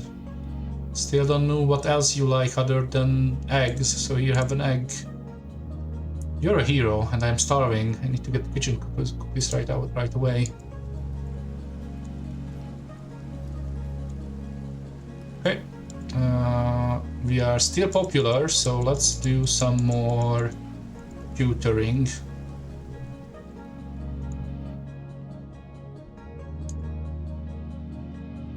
Oh, you head back to your quarters at the end of the day. As you pass the med bay, you hear shouts and scrambling from within. Several surveyors have come back with serious wounds, not the usual broken limbs and sunstroke. One of them is holding the tower to her own leg, slouching blood flow from a massive animal bite. Hunter looks nearly blinded from acid. Looks like chaos in there. Well, I have 50 biology, so I can help. Gosh, it's a good thing you were here. Triaging and getting the most bad wounded into the medbeds is difficult, and others need traditional medical attention while they wait. It's hectic, stressful work, but you're able to keep your head and provide assistance. Good work there, Rixton, Chief Engineer Instant says. You know how the colony grown. I could use an assistant nurse here, someone I can trust to take care of things while I'm working in the lab. Come back next month and give me a hand if you're interested. Okay. Seems good.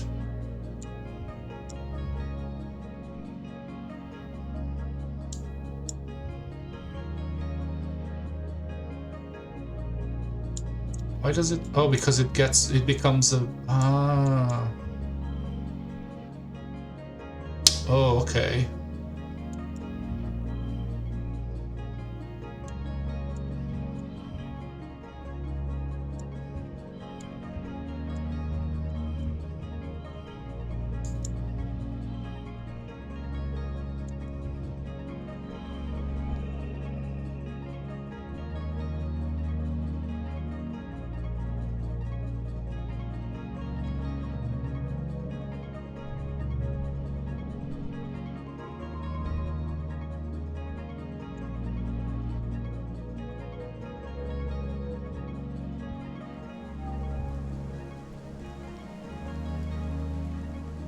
What would you like, darling? You spot Tangent leaning against the wall outside the engineering. She's yawning, rubbing her eyes and staring into the space. She startled as you walk up. Oh, Rickson, I was just taking a short break. Join in. Did you stay up all night too? I don't even remember when I slept last. I might have been a few days ago. You haven't slept in 2 days. More like 3, she replies, then pauses for another joke, looking me on. As I said, I'm tired. Even my enhanced body has limitations. You look at her quizzically. I don't need to sleep as much as other people. It's genetic, what's it?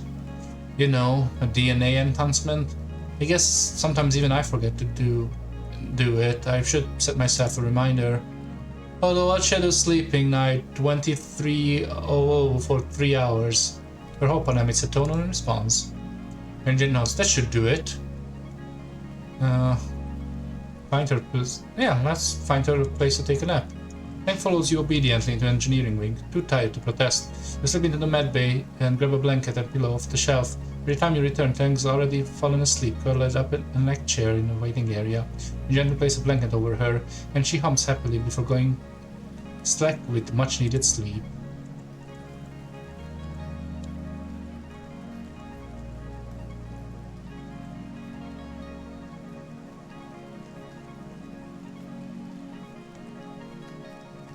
Are you... Late dust. So I might as well feed you now.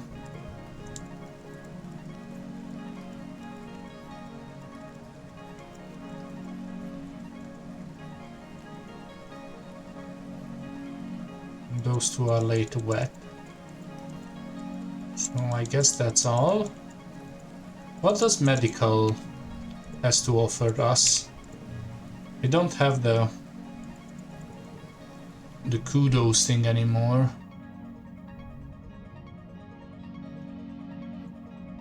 Biology and empathy. That's pretty good actually.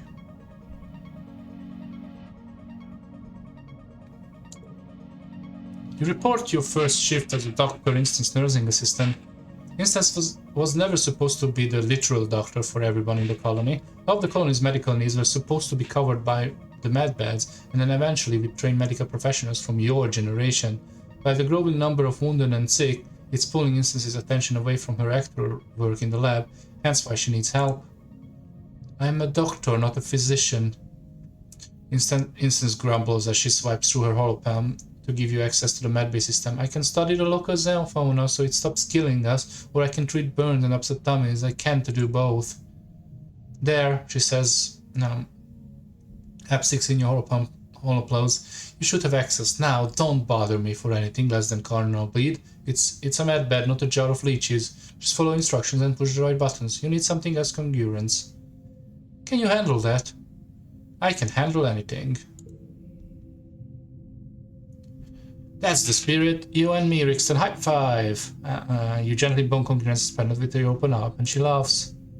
There are no patients today, so you're going to brush up your first aid training. Every colonist gets first aid training starting their early teens. Lungs got to breathe, heart's got to beat, blood should stay inside of the body. Check. You run through the 3 scenarios with congruence for a whole week. CPR, elevate and put pressure on wounds, rub broken bones, flush eyes with water, leave foreign object in, and be real careful with neck injuries. Fun fact, congruence informs you, in the field, your holopam can discharge its batteries all at once as a makeshift defibrillator. First aid is important, but the goal is just to get the person stable long enough to bring them here to the medbed.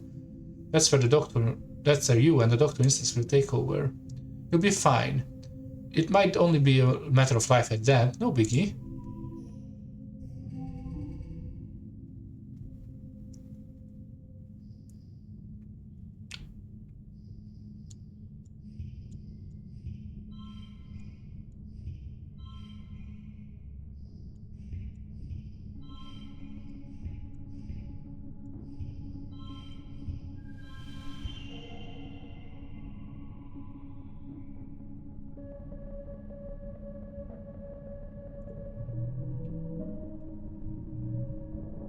+6 on biology, +3 on empathy.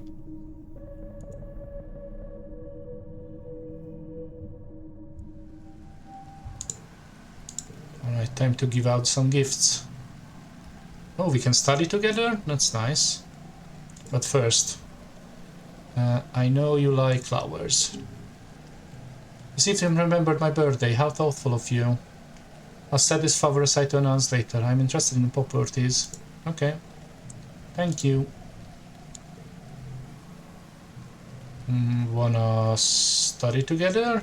Smart for my age. You offer help Tangent with her schoolwork, but she just shrugs a few.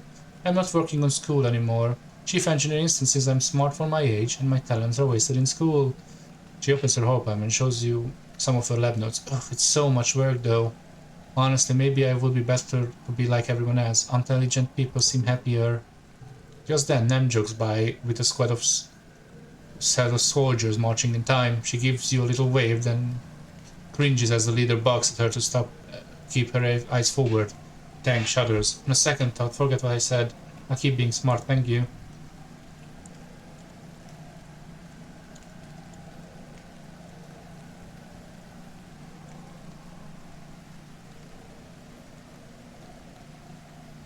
Ooh, Nomi wants to say something.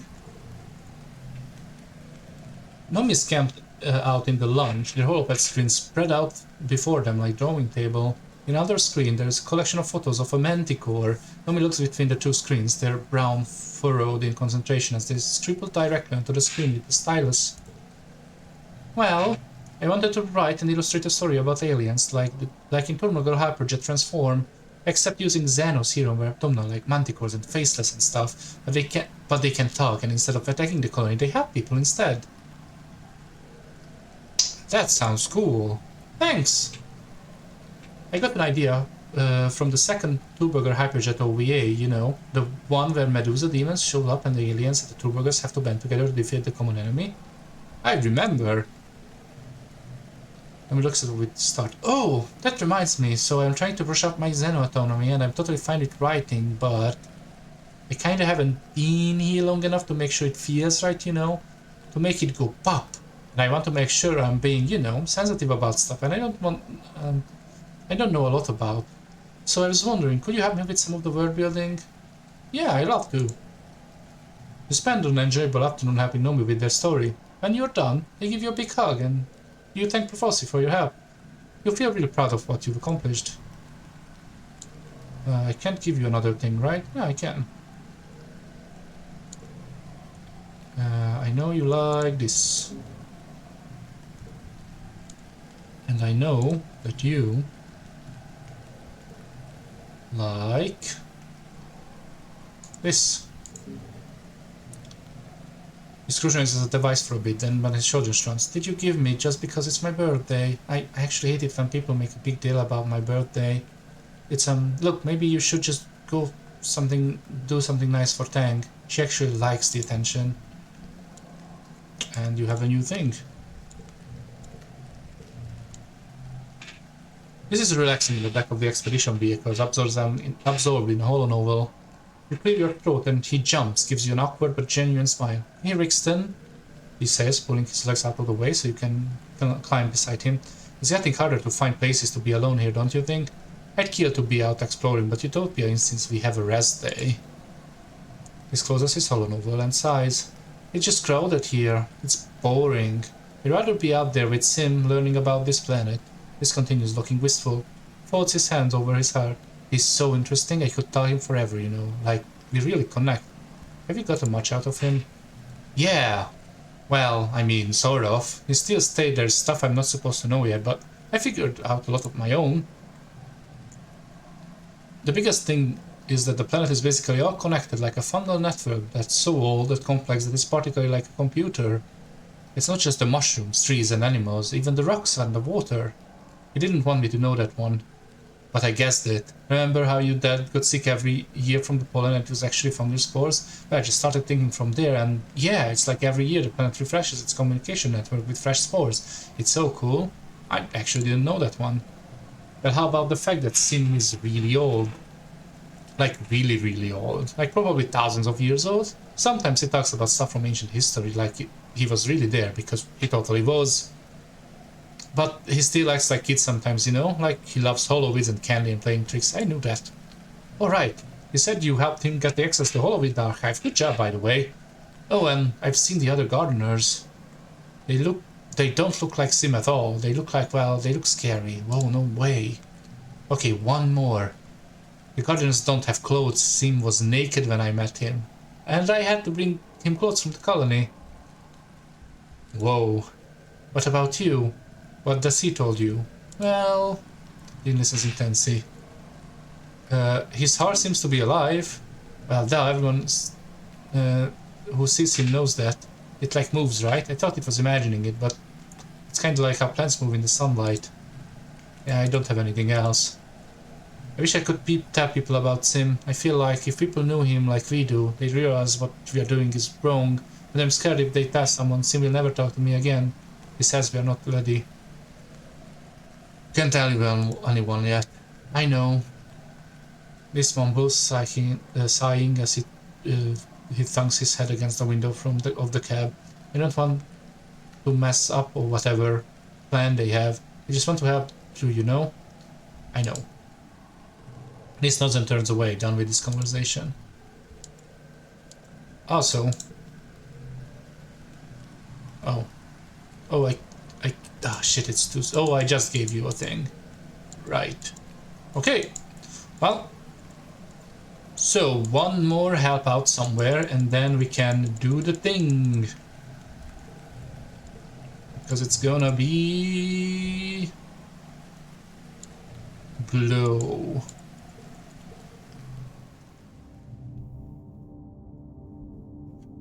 Biology and empathy. Yeah, let's do that. You have known better, Tangent, you hear as you walk past the laboratory. Curious, you listen to the door. Chief in an instant sighs. I know you meant well, but the presumption has cost us 3 months of work. You can't simply look at an experiment and change the parameters to your liking. Getting results is not the same as doing good science.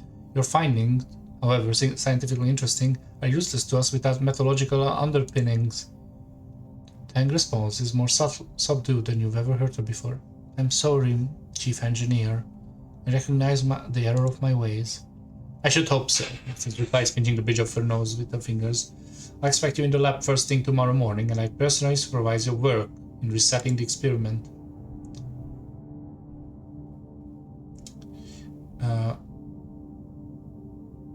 You flatten against the wall as instance breezes past you, barely giving you a second look as she strides down the hallway. You poke your head inside the laboratory where Tang scolds and wipes her tears. What do you want? What were you working on? Tang sings and rubs her eyes harder. Something I've been working on with Chief Engineer Instance. I'm not supposed to talk about it, and I don't want to talk about it. Losing the data was my fault. I wanted to prove him I am not the little creep from biology case, that I am ready to work hard and really make great discoveries. Dr. Instance has always been there for me, when I was a kid, and now, with my mother's gone, she's the only adult in this colony who sees what I could become. She believes that I can be better than what I am. It's always been that way. I just really want to impress her. You will. Certainly hope so.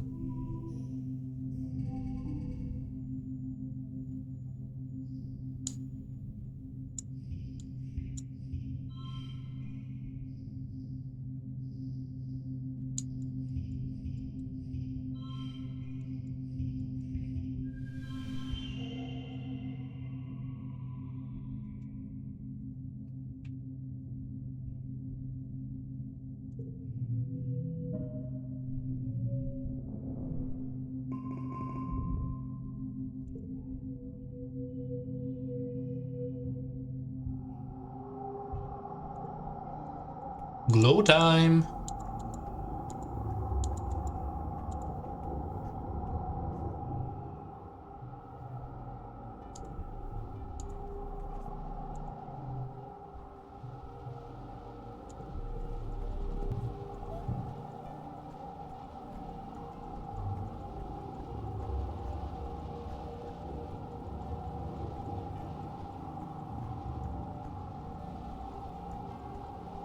Alright.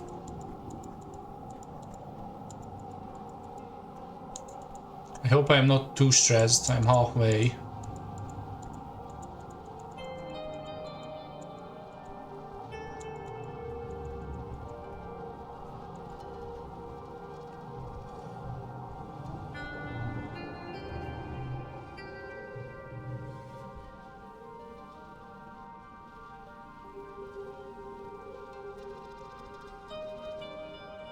Good thing you happen to know your way out.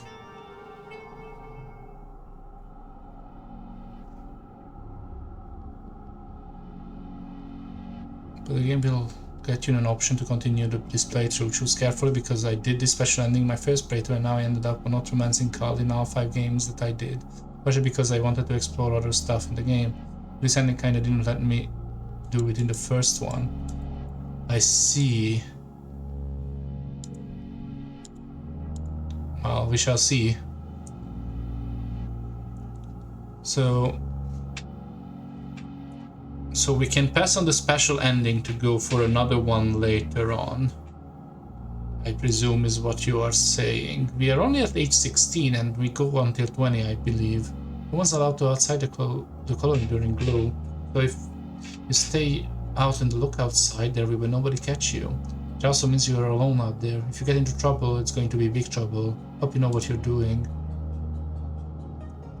The familiar is unfamiliar during the glow. The sky is dark except for the eerie light of the wormhole, seemingly so much closer than usually is, and the gloom makes the shadow deeper and more mysterious. It's so hauntingly quiet that you can even hear the movement of animals, the beat of soft wings, the waft of something large in the distance. What is that curious sound? It's just Dorsmot taking flight. Its usually dull plumage is an iridescent rainbow, glowing warmly in the glow. It slowly glides through the mushroom trees. You've been taught to be terrified of the glow season since you landed here, that there were monsters out there circling the colony and attacking anything they saw, but it's so much more serene than you were expecting. Maybe they were wrong, or lying to you.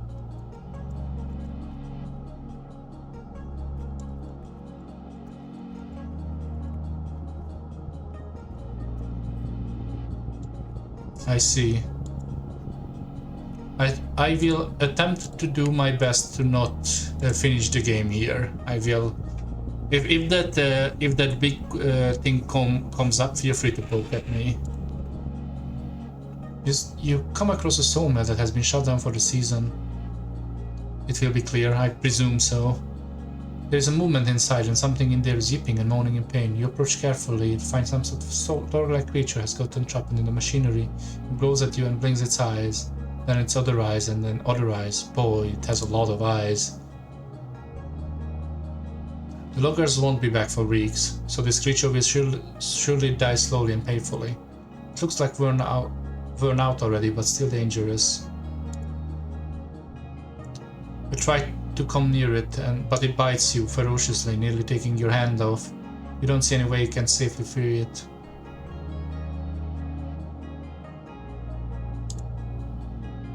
You sit and watch it, hoping to learn from it, or at least a way to free it without endangering yourself. The creature's obviously been struggling for a long time. Once it realizes you are not here to eat it, it stomps down to nap. You feel an irresistible urge to do the same and fall into something of a trance. Something bizarre happens. A massive shadow drifts into the lumberyard, coming between you and the creature. You have the sense of an immense presence, something massive but graceful. You're not quite sure if you're dreaming, but you feel rooted to the spot and unnaturally calm. It's as if you've been drugged. The shadow stays for a while, observing you curiously, then it drifts away again. You blink, coming out of your trance. What just happened? Did you fall asleep? You look back over the machine and realize the trapped eye beast is gone. You aren't sure if you would feel relieved or terrified. Was it freed or eaten? But you decide to get the heck away anyway. And ask questions later.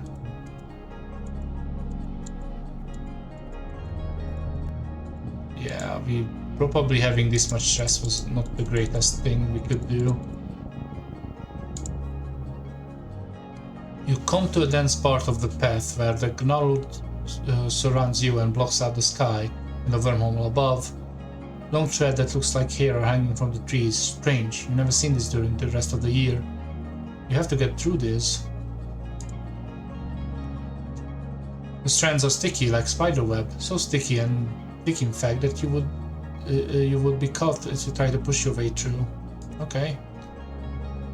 Your skill with plus cutter comes in handy, so you're able to cut a Rixton-sized hole through the sticky hair without accidentally getting them all over yourself. Seriously, this stuff is super glue, and the strands are extremely tough.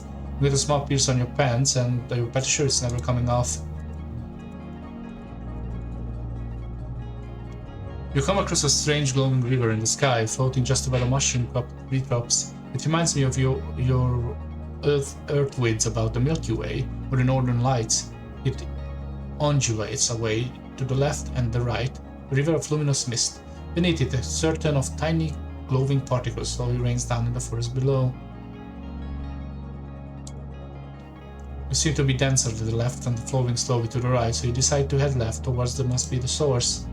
You stray from the path. The ground is hard to traverse in the dim phosphorescence. The river gets dense and starts to shimmer a little, like the spore clouds you see sometimes in Poland. You're careful not to get too close in the particles raining down from it. The mist seems to be coming from something near the ground, somewhere up ahead. It's something big and moving. The strange river of light flowing from something on the next plateau. It's heading east and trailing glowing dust, some kind of spore maybe, behind it. You could go down into the ravine here and try to keep following it, or safely cross under the Erie stream and continue where you were headed before. I'm going to keep going. The stress is real. After a harrowing trip through the muddy ravine, you make up to the next plateau, only to find the sky river has dissipated. You can't find any sign of what made it. Ah well.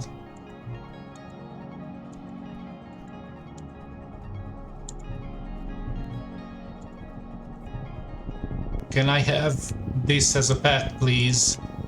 I would like a chimera pet. You're crossing the section of wilderness where the plants don't draw off much luminescence other parts. It's oppressively dark here. You use your holopalm as a flashlight, focusing the light as a beam slowly make your way through the glowing undergrowth. Your beam of your holopalm slips over a familiar form, a manticore. Your heart skips a beat and encountering this fearsome beast in the dark. This manticore isn't a deadly killer of cautionary tales. Actually, it looks terrified. It backs up against it, covering its eyes, rolling in panic.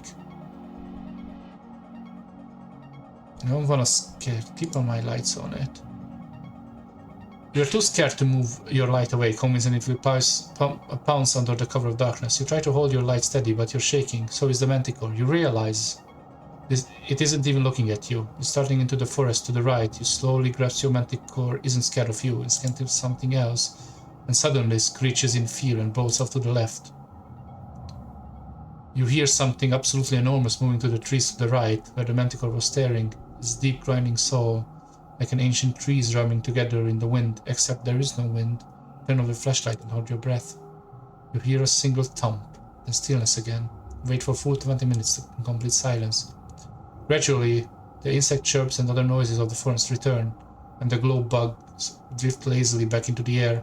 You hadn't even realized you were missing, as if the entire jungle was holding its breath too. Whatever it was seems to have moved on.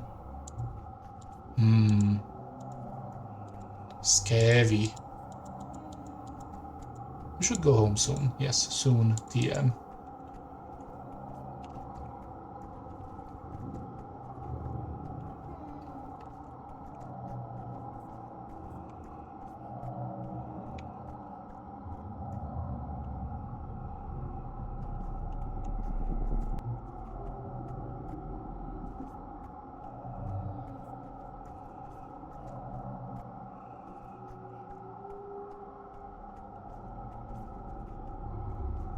Oh, I wanna get down there.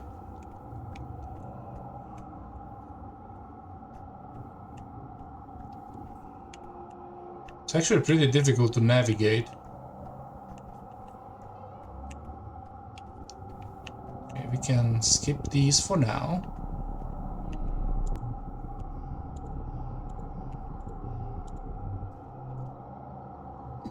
Shadows upon shadows move against each other in the glow, wavering under the gloaming of the mush trees like ghosts. The forest is still as a creature beneath the last breath. You don't see Sim until you're practically on top of him.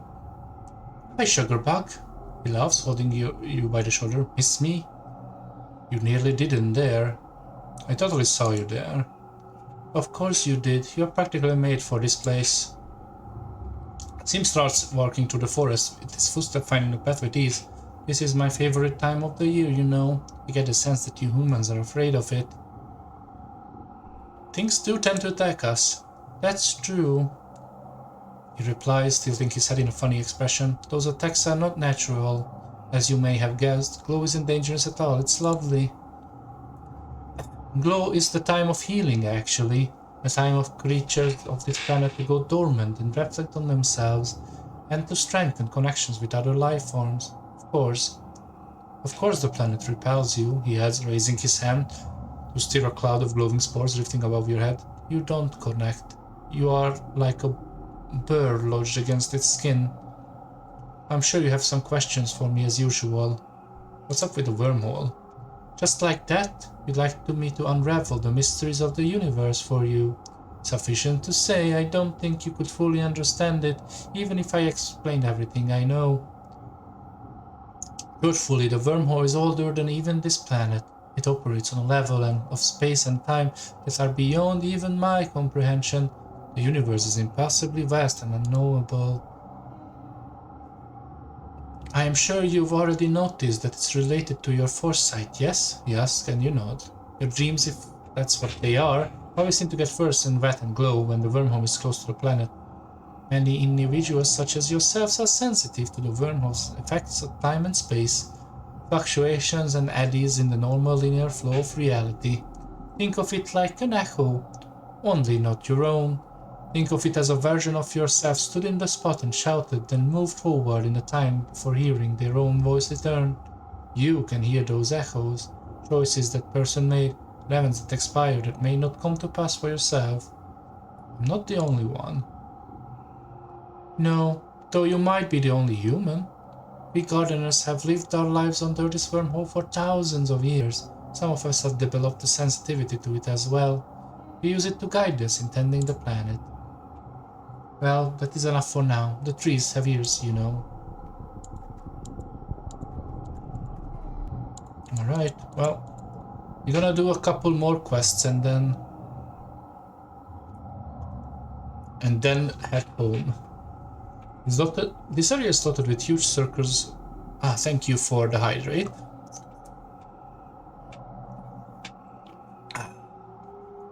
Its area is dotted with huge circles of glowing mushroom, each one nearly a meter in diameter. The bare grass's center of the circles looks remarkably lush. We have perception 80 or more. Your crouch down and analyze the mushroom. Species you don't recognize, but your hologram reports that they live most of the year underground and only pop up during glow season. This close, you notice the entire area is inside the circle sunken, and the grass has been flattened, almost like a footprint. But what would be big enough to make these? You decide not to wait around to find out. Alright, one more, I guess.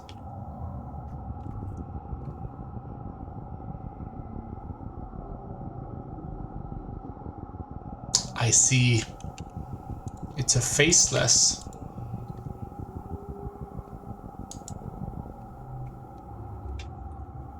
Your exploration leads you steadily upwards until you find yourself on a plateau overlooking the valley.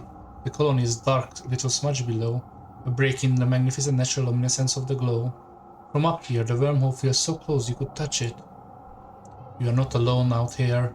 Your heart skips a beat into your throat as you spot it, a silhouette of dark on dark under the eerie worm of the light of the hole, a faceless. Stay and watch it. Atop the high plateau ringed by the gnarled trees, the massive creature stands staring at the sky. As you watch, mesmerized, some of its faint tentacles open up and glowing dust oozes from them, rising like smoke into the night. Then it's gone? The whole entire face has just vanished in the blink of an eye. Or did you imagine it? Rub your face, easing the sudden tension that has sprung behind your eyeballs.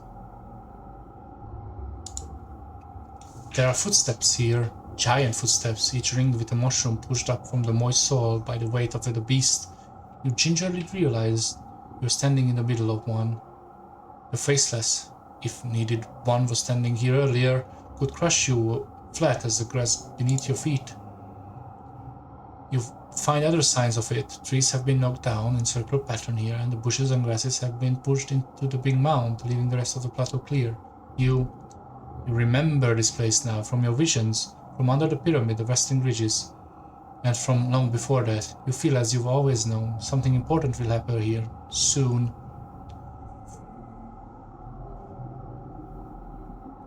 You stare up the wormhole immense sky above, and you remember doing in your vision. You wait. And you wait. And you wait. Luckily we don't get any more stress because our hope high. You yawn and check your hologram. It's hard to keep track during the glow, but it's getting late. You look around and nothing has changed. The trees are perfectly still. The wormhole seems especially huge right now. Is it always so big? You imagine you can see the whole galaxies from its spinning arms, tiny flecks of rainbow's light being sucked onto the black hole in the center. But it's so much closer than a galaxy. So close it could swallow you and all of our tumnans in its hungry eternal maw. And we wait. The forest seems to get quieter if it's expecting something. The wormhole swells as you stare and stare into its depths. It's been hours, and now well past the middle of the night. You're exhausted, but you can't look away. You feel hypnotized. You've always been waiting. You'll always be waiting, staring up the wormhole, being sucked into its depth. Shadow falls over you. Uh-oh. You slowly lower your gaze from where you've been staring at the wormhole for hours, your neck stiff and sore, straight ahead of you. What you earlier thought was a shadow of a tree is a faceless. It was there all along, watching you. It takes a heavy step forward, then another. It moves gently, its feet sinking into the soft ground, pushing up phosphorescent fungi from below to explode the surface of the ringed jubilant light. You don't move as it approaches. It took all your energy to look away from the wormhole, but you're still completely spellbound. The faceless looms over you, as big as a building. Its zippered neck grips grotesquely, and its tentacles wave gently through the air, tasting it, feeling it, smelling you. The ends of two tentacles open, and what strange glowing mist floats up from them. It leans down. It envelops you on its tentacles, and each as large as you are, and you breathe in the spores. Under the entire night sky of the glow, the wormhole seems to swallow you both whole, and the entire planet, and the infinite number of universes beside. You feel a beckoning within you. A curious tug somewhere in your ribcage, a yearning you can't describe. We are not going to embrace oblivion. We are going to resist infinity. I presume this is the thing, and I don't want the end. We are not done here yet. So we are resisting. You aren't ready. A small part of you demands to stay here on this planet of consciousness. You hold your breath and bring your mind back to the present. You let the faceless touch you softly with its tentacles until it seems satisfied that you made your decision, then it withdraws. You slowly disconnect from the gentle creature. You can feel its emotion, its story. You understand that it was born like the other of its kind, in a breeding tank below the ground. Although it was sent here to destroy your colony, something changed in that can't change back. You see again the image of the faceless staring up at the wormhole, transfixed as you were. It no longer feels the pull of the ley lines, the thumpers, the forces that were used to control it. It is no longer a construct or an avatar, but a free being. It only feels the dance of the wormhole now, and the natural rhythms of life itself. You stand completely still, arrested by the sudden understanding that sweeps over you. The faceless retreats to the large mound of grasses, and brushes at the other end of the plateau. A baby faceless pokes his head out of the nest, wiggling its testicles, greeting its mother. You're too worn out.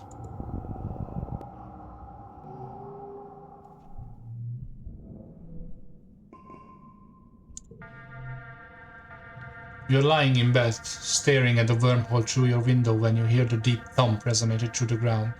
Then the second one, quieter. A woven roof of your room quivers, unleashing seasons of worth of fine dust. Sound-glowing dust shifts through the air. Yes, that was it. I thought so. Through your open window, you hear voices sounding the alarm. The enemy offense is here, and leading the charge are two massive faceless. Okay. You gain a plasma rifle and report in the front, where the line of soldiers are taking up arms, waiting for orders. The colony prepares defenses against two building-scale faceless, as well as the teeming swarm of smaller xenos that seep towards you. Hold steady! Keep the line! No! Governor Lam yells, running from the front gates to the front defense line. He apples Red out of the way and waves his arms. Bring them closer! Draw them in! Red stops himself from trying to look back, but just barely, you can tell. Are you serious? We can't let them any further into the colony. See the ending, but I recommend doing it after it fits least one. Yeah, that's fair. Thank you. That is a good idea. We're going to find them on our territory, Lam cries, raising his plus rifle over his head and with one hand. We have the walls. Let's use them. We'll let them come inside and pick them off one by one. We can't pick off a faceless, Red sputters from the sidelines. Nom smiles manically. You can see the gleam of his teeth from here. I have a plan. Just follow my lead. And with that, he turns and begins to run towards the approaching animals, roaring tongues and flying wildly into the fray to draw them close. At loss, Red motions you to all to fall back and let the animals approach. The area just inside the gates becomes a swirling melee of smaller xenos and plas rifle fire, the two faces slumbering slowly behind.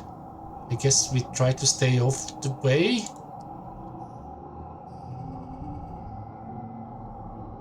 This seems like a horrible, horrible idea.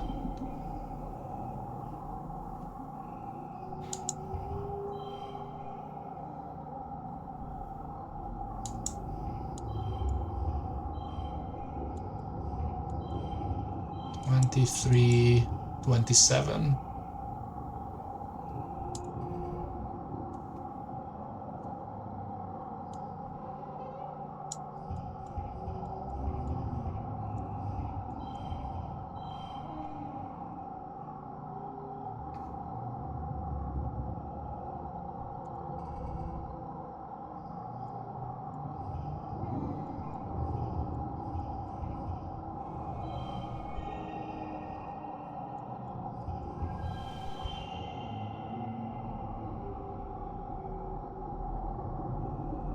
He's just stupid on my name. I mean, clearly. You're not exactly a professional soldier, but you manage to hold your own against the Xenos, even though you still scream and retreat when something gets too close. You don't injure any humans with your plasma rifle, at least. After the artillery smoke drafting over the battlefield, Lum comes running. Here they come! Here they come! He shouts joyfully and plows through the gates with the two faces galloping behind him. It's without doubt idiotic. It's horrendously dangerous. You can't help it. You hit record on your holopan and feel the ensuing chaos. You catch a glimpse of the chief rat putting his hand over his face and sighing.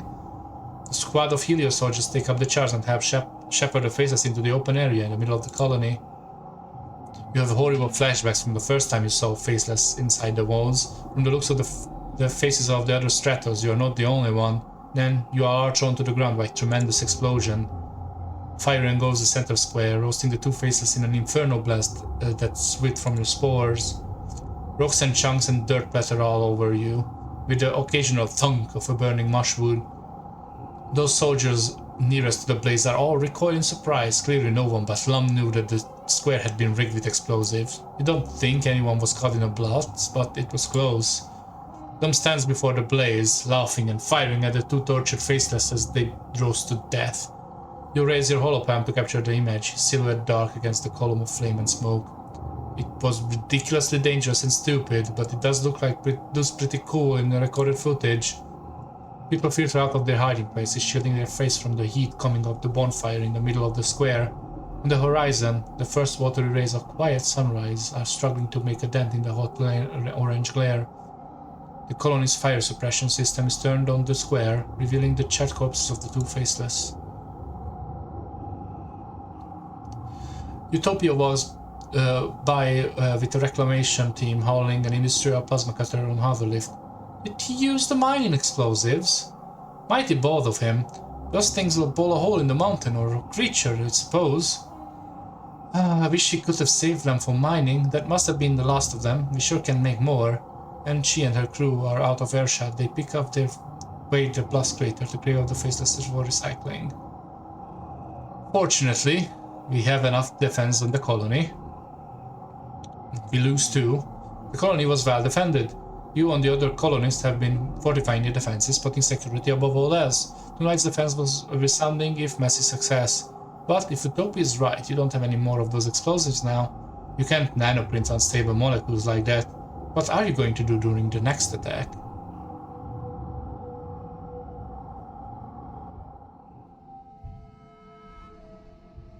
Ooh, the big. And so is everyone else. And that will be a cool surprise for the next time. Because it is time for me to finish up, sadly. It is food time soon enough. So thank you everyone for being here. I hope you enjoyed yourself. I am very curious how this will end. And I will see you all very soon. Bye bye.